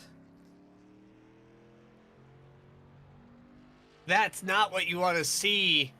The 42 had all but cleared the 07. And that could be an EOL penalty. I'm not sure who's to blame on this one, but it looked like heavy contact causes that 42 to go around. Yeah, similar situation to what we saw earlier in the race. So we'll kind of go back a little bit and watch. But here comes Jeremy Garner out to the outside. And as he's going to get a nice little run down the straightaway, and Patrick's going to try to side draft, and he's just going to make contact to the left rear. Yeah. It's I mean, there's side draft, but that was a lot, and that's definitely going to send that 42 car around every time. My goodness, unbelievable. So he didn't touch a wall though. Well, he got a little bit of right rear. He did brush it on the outside, but I think that truck's going to be okay. Yeah, that really doesn't change too much on the outlook. I mean, the only thing that changes, you know, only person that changes anything for is Jeremy Gardner. He is not able to. Yeah. He's got to win, so he had to do everything he could there. Still waiting on to see race control if there's a penalty given there, but we are getting our first of 2 green-white checkers here as Gardner now going to be back in 14th. Going to be a uphill battle to get back into this thing. But now that opens the door for Brandon Evans. Right. And if there is a penalty assessed, that gives Evans the lead going into this the second to last restart. We guarantee 2 green-white checkers here. We're setting up for our first one. Kind of had a natural, but now it's officially into overtime here at Pocono. An additional 5 miles here today. Yeah, man. Well, I'm glad they've got that caution to go down pit road and get fuel, because if they were running that 30-lap run here and it was getting down to these green-white checkers, we'd have some fuel issues. But everybody's going to be good on fuel. Yeah, this is pretty crazy. Cunningham not able to really gain too much there on that restart. He's back down on pit road trying to get more of that damage fixed, just trying to survive here. But still, at the moment, Cunningham, if Evans gets up here and wins this race, Cunningham is out. He's in right now by points, even though he's down. He's actually tied with George Jewell coming down pit road. George Jewell in 8th. But if Brandon Evans now gets up there and wins this race, Cunningham is out. So there's still a lot that can happen here, even with that 42 falling to the back there. It looks like no penalty there, Bradley Cooper, for the 07. So I guess looks like they deemed it a racing incident, which I think is fair. I think they were just racing hard and just made a little contact. So. Well, that's good for Drabick, because if you set this race up for 2 wins in the playoffs on that round of 8, you go into the final 4, you don't have to do anything. You just go out there and run your race, and you're not playing the scenario of, well, I've got Evans or Gardner or, you know, a million other things to worry about. I can just go out there, place good, get a top 5, seal the deal. And Nashville, one of those tracks that just scrubs the speed off, another one of those concrete surfaces like Dover, like Bristol, where the tires, even without the power, get burned off relatively quickly. One of those race the track and not the cars around you. That's what you probably want to approach that with, and the points will definitely set up for that if he can win this. Well, points won't matter. It'll be the top finisher in that final race. So he'll have to go out there and probably win that one, I would imagine, the way these guys have been running, no matter who makes it in. Because they'll all reset, and it'll just be the highest finisher out of the 4, but man, there is so much that can go on here. What an incredible season this has been. These drivers have really put on a show this year, and this hasn't disappointed at all, and it continues to be a fantastic season. Let's get through this final read, and that is Red Beard Design. And Red Beard Design Company is a brand design and creative agency out of Greenfield, Indiana. They do brand identity, illustration, advertisements, apparel, packaging, and posters. All of GLR's logos since day one are the creation of Red Beard Design Company. So when you see GLR anywhere, you're seeing a Red Beard design, and on your screen you're seeing the 07 get the penalty. You got the EOL, and whoa, Cunningham, I thought not maybe. going to be happy to see that. I thought maybe that was I thought it was a questionable one. There was a lot of side draft there, and track stewards decided. Now on the outside, Evan's going to elect to take that front row. Well, here it is for the second to last restart. 39 has his work cut out for him. He could win his way into the final 4 with this restart. Yeah, and I'm assuming he has control of the restart, even though they scooted up there. So I'm assuming he's gonna assume control. I'm not really sure how that's gonna play out with iRacing, how they're deciding to do it. I don't have voice turned on, so I'm not hearing any of that. But I'm assuming Brandon Evans gonna have control of the start, but we'll see. That was sort of a late EOL, especially on the 1 to go. So hopefully that doesn't change much. But for Brandon Evans, he is just gonna be on the hunt here. Still alive in this championship. Pace car is off. First of 2 green-white checkered. Green flag is in the air. Evans with control of the restart. Going to get a great jump here and go flying down into turn 1. As a Hornet's nest behind him, peeking 3 wide there with Pendleton, Cofield, Mullins down to the bottom end for the second position into 1. Cofield on rails on that yellow line. He's going to get up there and pretty much seal his spot. He was pointed in here. Down the back straightaway. Ryan Pendleton gets a nice run off the corner, but not enough to clear the 53. And Pendleton just needs to be careful here. If he has any trouble, as Mullins almost gets loose trying to stay off of him, but Brian Pendleton in a great spot here. He just needs to not have any kind of detrimental contact, and he'll be good. But Daniel Cunningham now in trouble. Brandon Evans out front. He can win and jump all these drivers and get a spot in the final 4. And he's going to have 1 lap to do it. Jonathan Cofield in his draft. Cofield teammates with Daniel Cunningham, so he has a little bit of a desire to get up here and pass that 39. He's going to have some time to do it. He's going to get right to the back bumper. Contact. Bump and run. Doesn't do it enough. Evans tries to park it in 1 and 2, and that brings everybody along with him. Here comes Ryan Pendleton. And Jamie Mullins for the lead. Jamie Mullins down to the inside. He can win to get in. Off He's going to get through the tunnel turn. He's got the move. Can he make it work in 3 and 4? They're going to go side by side. Mullins looked like he might have it here out of 3 down to the bottom. Cofield set it up with the bump and run. Off of turn 3.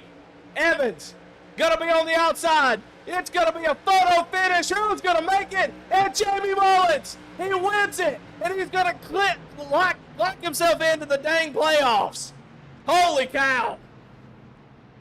Unbelievable, Bradley. Evans was 0.07 of a second away. He had the lead on that restart and got bumped into turn 1, brought the whole field back, and Mullins finds himself locked into the final 4 out of turn 3. Can you believe that? I cannot. That was unbelievable. We're going to back it up, and we're going to try to break everything down there as Evans gets a great jump. But let's see if we can – what's going on here? We'll try to get it backed up. Lord of mercy. Right here. Okay. I don't know. I hit it. Okay, so what happened here is I think Evans tried to park it into the turn 1 to make sure that Cofield could not get a run. As you're going to see Cofield really catch up right here in the middle. And I think Evans was trying to park it there to get the better run off the corner. When he did, man, look at the run that these guys got. And look We're going to back it up even more to show you from the perspective Who was of it on Jamie the Mullins outside? in fourth. Watch this. Was that the 23 of Pendleton that got into the back of him again? Yeah, he just plowed right in the 39, trying to push him forward when he did. Look at the accordion effect. And Mullins, with all the momentum, he didn't have to lift at all.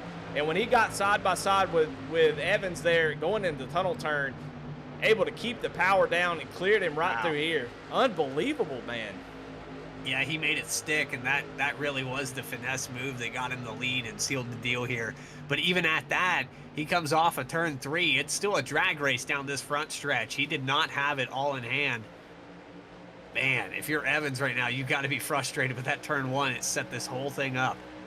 Yeah, and obviously going to be some disappointment coming from Daniel Cunningham. Was not only did Mullins win the race, he also pointed himself ahead of Cunningham. And so Patrick Drabick, Jonathan Cofield, Ryan Pendleton, and Jamie Mullins with that last lap drive is going to race for a championship at Nashville, and with a crazy last lap, able to get the win. Holy cow. Well, I tell you what, I got to take a break, Bradley. I need a breather. We're going to come back. We're going to talk to all the playoff drivers and the top 3 and get all of their thoughts right after this. We'll be right back.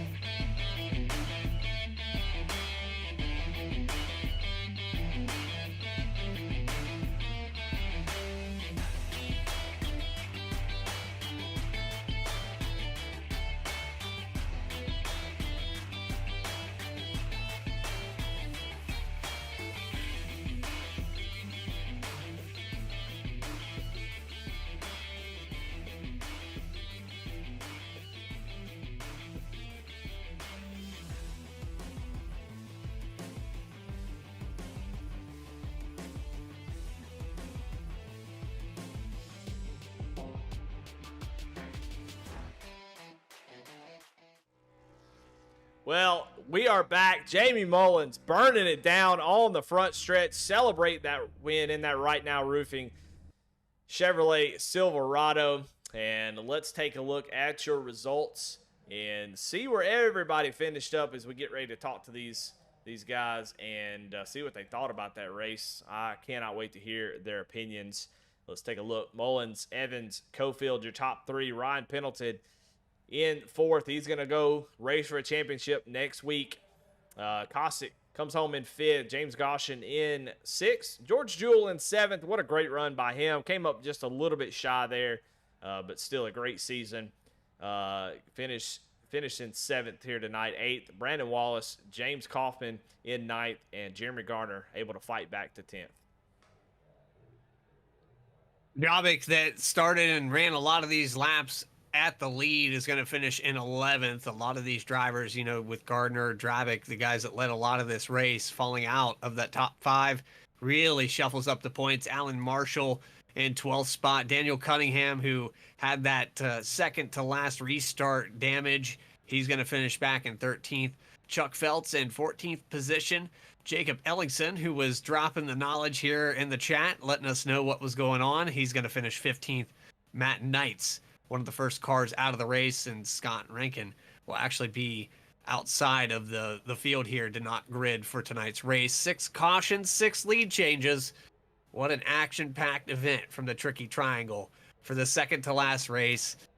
We're catching up with some of these drivers now. Eddie, oh man, what a fantastic show you put me through. Yeah, unbelievable, and I can't wait to talk to some of these drivers. So let's go ahead and bring your winner and your Final Four playoff driver with a great drive to the end, Jamie Mullins. Man, wow. Can you believe it? I mean, you're outside of the point battle, you know, right? You're a few points back from the cutoff. You needed a lot of help, and it was just a wild and crazy race, and there on that white flag, able to get it done, and you won the race, and you move on and race next week at Nashville. Man, what are your first initial thoughts after coming across the checkered flag and getting that win? Holy cow! Honestly, uh, I'm shaking, Eddie. I really am. I knew right at the I was last at one point. I mean, it was to that, and then I had a speeding penalty, thinking I was going to get some track position there. It I felt like the cards were just not going in my favor, and then the last lap, I don't know what happened. I really don't. All I know is I stayed in it, and we were three wide, and I looked over, and Cofield was there, and I'm like, I mean, I must be doing pretty good if I'm racing him. So I just stayed in it. And then after that, it was just a race between me and my teammate Brandon, who needed a win also to get in. But I hate that. But this one, they can't take it away from me as far as the technicality this time. I earned this one, so I'm ecstatic. I mean, I'm excited for you, man. That was amazing. Uh, we watched it and it all just kind of bottled up. It bottled up in front of you when Brandon Evans and Jonathan Gofield make a little bit of contact. Right as you took the white flag, and everybody kind of just barreled into each other. And you were like, you know what? I think I'm gonna go where everybody ain't. And you did. You went down to the inside, able to get position in the tunnel turn. And when you came out the other side, you're the leader. I mean, that's why we sim race, man. That is why you do it. Those moments are some of the best. You want to save this broadcast, save this replay, go back and watch it a few times over the next week. Just unbelievable. But yeah, I mean, your race was, you could point yourself in. But with a new winner kind of looming, Garner, Evans getting that win, it was going to be tough to even point your way in. Kind of give me your thoughts on that. Give me your thoughts on the playoffs so far, how you feel like your performance is, and then I want to hear what you feel about Nashville and going into that championship race next week.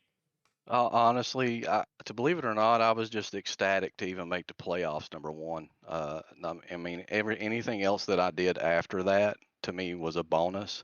I come in just to have fun and race with these guys. There's these like the top-notch guys in here, and to even be mentioned as, I mean, I consider myself an underdog, but I also considered myself an underdog going into this race, and the Pocono gods, I guess, just looked out for me on this one. But going into Nashville, honestly, I'm just going to go out and have fun. That's what I did this race. Darlington shook me up quite a bit. I got out of my element. I was not really having so much fun anymore. It was starting to get a little bit too serious. But I mean, you got to now. I mean, but I got really, really serious, the last lap here.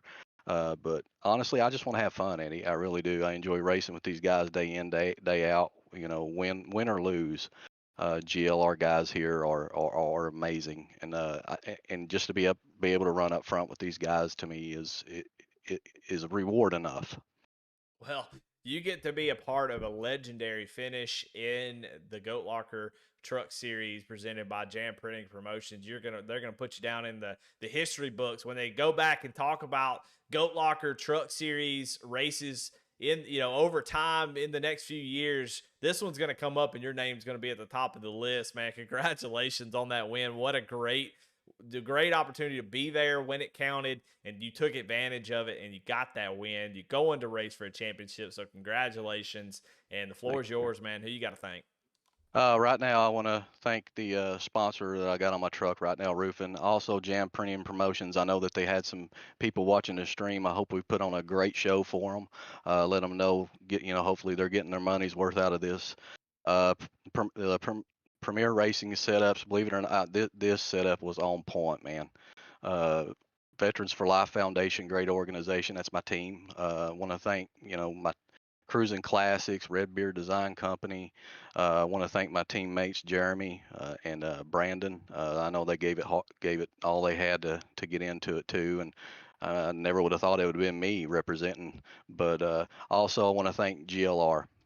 Believe it or not, they allow us to be able to do what we do. Let us escape from real life, get in here with some like-minded guys, some veterans, first responders, and just allow us to have, enjoy and put on a show like we did here. So, and I want to thank you, Eddie. Like I said, I know the broadcast is going to be top notch, and I can't watch it during the race. There's a lot going on, but I really, really, really am excited to go back and watch this, especially the last lap.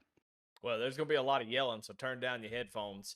Man, congratulations, Jamie, on that win. Going to be talking to you next week, and good luck to you at Nashville. All right, see y'all at Nashville. Well, all right. Well, there's your winner. Let's bring in second place. I believe Bradley is caught up with Brandon Evans. Finished second. Yeah, I do have Brandon Evans here. Brandon, I know that this was a scenario that you were setting up already with that EOL and the 07 getting put back to the end of the field. You kind of felt like, well, this is my moment right here in this final restart. What can I do with it? What was going through your head as you took that green flag? Full send. I was kind of hoping that those two would get together, but I thought it would be more of, like going to the tunnel turn and wash up, and I could just dive on, just get a really good run off of one and then get a really good dive down into the tunnel turn and maybe put us all 3 wide or something, right? And just try to full send it in 3 and keep going. I know Patrick was on 2 tires, so I figured his speed was going to be a little less. So if that or push Jeremy ahead of him and try to wrestle with Jeremy for a win. But it played out the way it did. But yeah, go in that moment, I was for sure like, I got to do whatever I can do to get in front of these two.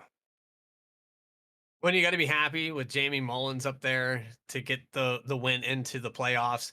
I know last season you had a lot of success with 2 wins and you put a lot of things together. You've been fast here at Goat Locker. What does this do for you going into that final race? How do you approach the final race in Nashville? Stay out of the way. I mean, I'll go out there and have fun, but I'm not going to be a factor. I don't want to be a factor at all for those guys. Just stay out of the way. Support Jamie. And he had a hell of a final corner there. I wasn't going to park it on his right rear and wreck my teammate. If it was anybody else besides Jeremy or Jamie, I would have raced the heck out of him. But with the teammate there, I feel like I'd rather just take second and good for the Veterans for Life Foundation racing team here, and just move on to the next one. And finally, I have to ask, how surprised were you going into one? We've seen a lot of saves here tonight, but that shot there by Cofield going into one, I got to ask, what was going through your head when that wheel jerked to the right and you were just kind of sailing into one? Yeah, well, I tried to back up the entry a little bit, because I figured everybody else is going to overdrive the corner. I thought I had enough of a gap that I could back up the entry, not blow the corner, and get a really good run through the tunnel turn, and then just finish the lap and win the race. But he definitely surprised me. He high arced it and full sent it, and he was going to make the corner for sure. I was just in his way. It definitely surprised that closing gap in the mirror. I saw it when he was coming. I'm like, holy crap. He hit me, but he didn't wreck me, and he backed off of it, and appreciate Ryan too for just keeping us all in a straight line there without causing a bunch of chaos. So, really appreciative. I thought there was a lot of good racing on the racetrack tonight for sure. Yeah, I would definitely, whatever the material is in that back bumper, I would probably use that for the entire truck next time you come out here, because that thing survived a lot. But Brandon, congrats on a great season. I know probably not the outcome that you wanted, but still, I mean, you can look back on this, a lot of action, a lot of racing left to be done at Nashville. Congratulations, and anyone you got to thank or shout out for this season. Yeah, absolutely. I want to thank Jam Printing and Promotions. I'm happy that they're able to watch us tonight. So thanks for tuning in. Premier Racing Setups, they've been providing us some really awesome and fast custom fixed setups for this league. I know all the guys that I've talked to about it, and the feedback that I've seen, everybody's just super happy with how the trucks have been handled on the racetrack, and I think it's putting on a really good show. Veterans for Life Foundation, I'm happy to be a sponsored driver with them this season, and thank Jamie for putting that together. Cruising Classics, Right Now Roofing, and Redbeard Design Company. And I want to thank Podium for you guys have put on an awesome broadcast this season so far. We got one more race, and I know it'll be a good show as well. And thanks for all the fans for tuning in every week. Second place finisher here tonight at Pocono, just outside that Final Four with the Jam Printing and Promotions Truck Series at Pocono. Back to you, Eddie. All right, we're getting caught up with your third place finisher, Jonathan Cofield. Cofield, you were locked in on points, just considering that we only had 16 people show up, and you had plenty of a points gap. So you were locked in at the very start of the race just by showing up, and what a great feeling that's got to be. I show up and I'm just locked into the next round. And you've really put together a really awesome season. So what was the thought tonight? You knew all the scenarios, you knew what had to happen. What was Jonathan Cofield's strategy in this race? Were you trying to help your teammates? Were you out there just trying to trophy hunt? What was the idea coming in for you? Keep Gardner and Evans out of the playoffs. But no, I think we done a little working with teammates a little bit. I think Cunningham was the only one that could have made it in. I'm not sure if he made it in or not. I know he was pretty close, but yeah, that's the stiffest competition between besides Patrick Drabbit that we got out here is Gardner's. He's fast everywhere, and Evans, of course, he's fast. So.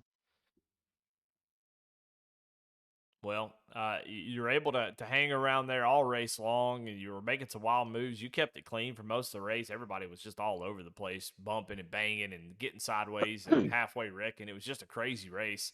And then there on that last restart, coming to the white flag, you knew that if Evans wins that race, your teammate's out of this thing. And so I knew you were going to fight hard to try to get that win. I mean, heck, we want to win, regardless of who's in front of you. You want to go out there and get that win. And I think Evans even admitted that he kind of parked it into one, trying to get a better run and keep you from being able to roll off that corner with a lot of speed, and talk me through that final turn one. Yeah, I arced it pretty high. I talked to him in the waiting room. No hard feelings there. Yeah, I arced it pretty good. Tried to get a run on him. He cut it down low and really parked the center. And I mean, I had such a run on him. I was like, "Where are you going, dude?" So, and I got off of it and got into him. Didn't mean to, let off. Let him have it back. I'm glad he could gather it up, but that allowed the whole field to kind of run us back down. So pretty interesting. Caused a heck of a finish for sure. Yeah. Oh man, it was incredible. Well, we move on to next week. You kind of had your thoughts on next week from the start of the race, and Nashville. I feel like that's a pretty good track for you, but it's also a pretty good track for Patrick and Ryan and Jamie. So, you got to feel pretty confident going in that track. How you feel about Nashville? Yeah, I like Nashville pretty good, and about anything we run. Yeah, I've heard the little rumors that that's the Goat Locker home track, so may have to get on here and do a little practice. I haven't run the truck there in a while. I've run the next gen Xfinity, but same deal's going to apply. Kind of save your tires, find you a good line, try not to burn your stuff up. Really going to be. I don't know how the truck is, but I know the Xfinity.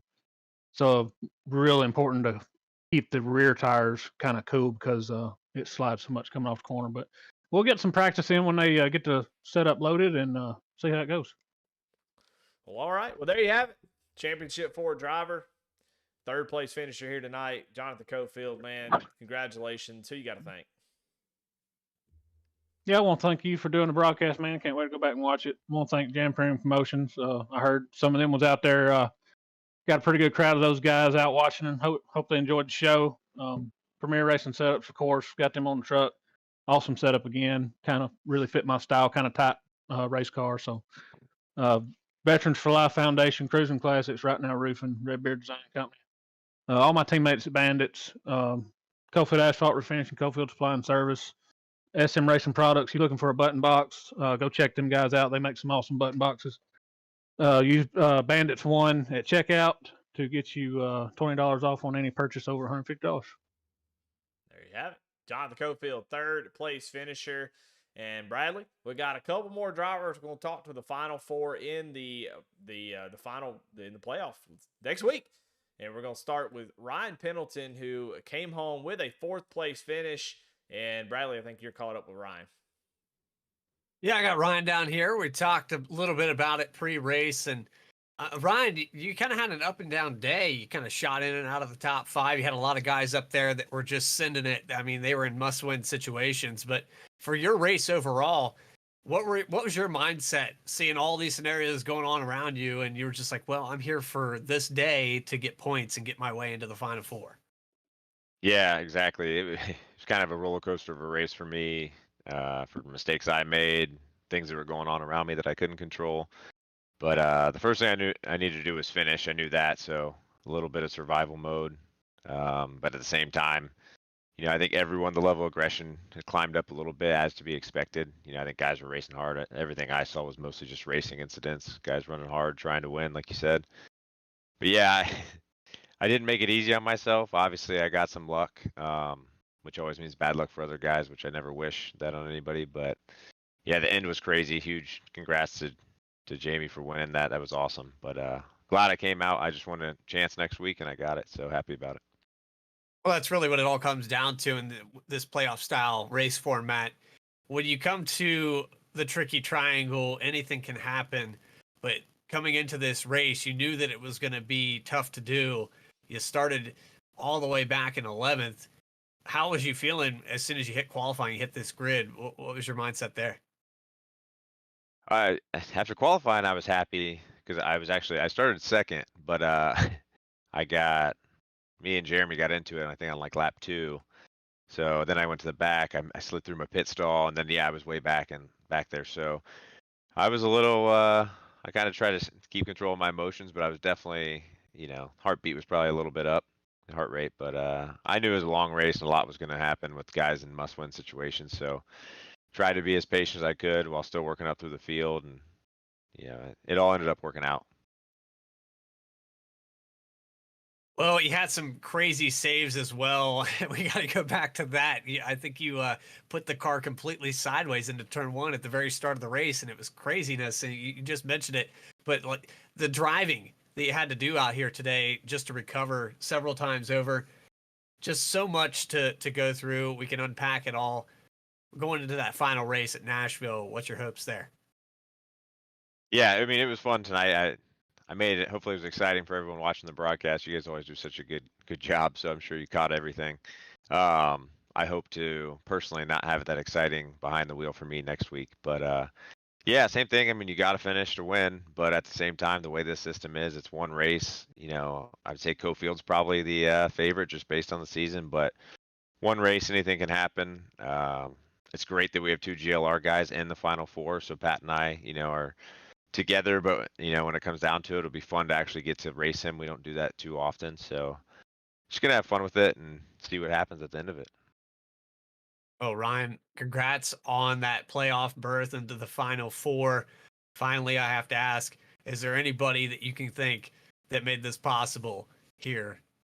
Yeah, at you Go guys, Locker? absolutely. Thank you. You guys at Podium, and they're just a great broadcast. I'm excited to go back at some point and watch this one tonight. I'm sure it's going to be exciting. And then everyone that supports Goat Locker, from the people who watch, the people behind the scenes, the drivers in the league, and tonight especially, I know we had the whole Jam Printing and Promotions family out here. They're huge supporters. I've got to know them a little bit behind the scenes, and they do so much for us. So huge shout out to them, and then all of our other partners. Premier Racing Setups, Veterans for Life, Cruising Classics was on my truck, so thrilled to get a Cruising Classics truck in the Final Four and represent them. Right now, Roofing and Redbeard Design Company. And I kind of messed up there on where you started this race. Is actually up in the top 3. You started in second, but congrats, Ryan, and we thank you for your time and look forward to next week. Thanks, guys. Woo wee! Well, I'll tell you what, unbelievable. I bet we're still unpacking it here, Eddie. There's so much to talk about with the Final Four, and we talked about the must-wins for Evans and the must-win for Gardner, but Mullins just come out of nowhere. We very briefly talked about it, but he did exactly what he needed to do. He was kind of in that scenario of he could point his way in. He did both. He won and points his way in. Just a phenomenal drive there. Yeah, I mean, if you don't like what you saw in this race, I mean, all the twists and turns in Pocono, usually a sort of a sleeper, you kind of nod off at Pocono some of these races, but man, these guys made it so exciting. A 16 car field, and it was unreal. The amount of aggression and all the different things that can happen with the point standings and stuff. It really just highlights how competitive this series is, that we still had 8 drivers that were all at one point or the other going to move on to the next round. You know, we had Patrick Dravick and Cofield locked in, but the final 2 spots were up in the air all night long. Pendleton goes to the back. Now he's out. And Cunningham has some issues towards the end of the race. He ends up falling out. You know, Jamie Mullins was able to get the win there at the end and get himself in. You know, Evans was out front on the last lap. Garner was up front all race long and got spun. I mean, there's so many storylines, so many conversations about this race. And like I said, I think this will be a legendary race for this league and this series. I mean, just delivered all season long. You know, talking about broadcasting, and those guys are thanking us. We need to thank them, because the drivers on the track is what makes this good, and the racing has just been unbelievable. The announcers, Joe Peak and Joey Atterbury, has said to me multiple times, I'm blown away how good this racing has been every single week, and it's just a testament to these drivers that are on the track. And we get to celebrate them next week, as 4 of them will fight for a championship, and it'll all happen here at Nashville Super Speedway. May the 10th, come on out. Next week, we're going to settle it all here in the Jam Printing Promotions Truck Series, and it's going to be here on Podium Esports. Bradley, definitely appreciate you jumping in tonight. I mean, you definitely kept me in check, and you are the pro, and I'm the guy just trying to keep it all together, and you definitely made the broadcast better tonight, and we definitely appreciate you jumping over here tonight. And well, I mean, as far as the rest of it, huge thanks to those who behind the scenes at Podium Esports, Ryan and Rachel Bauer, and thanks to the team today, Bradley and Dougie for the cameras, and then Pat and Jamie for all the hard work they do with Goat Locker, all the other Goat Locker guys, anybody who puts in time and effort to make this place a great great place for veterans to come hang out, race, have a good time, have a little bit of relaxing time, and just kind of unwind. Definitely appreciate all they do. Go check out their website. GoatLockerRacing.org, I believe is I'm sure I'll be corrected on that if it's wrong, but if you Google Goat Locker Racing, you go check out their website. They just got a new one put up. Definitely go check that out. It is really nice. Got their whole statement. You can find out everything you want to know about Goat Locker and what they're trying to do. Is really amazing. So appreciate y'all. Hope y'all enjoyed the show. Thank you again to Jam Printing and Promotions, and we will see y'all next week. Sell it all here at Nashville.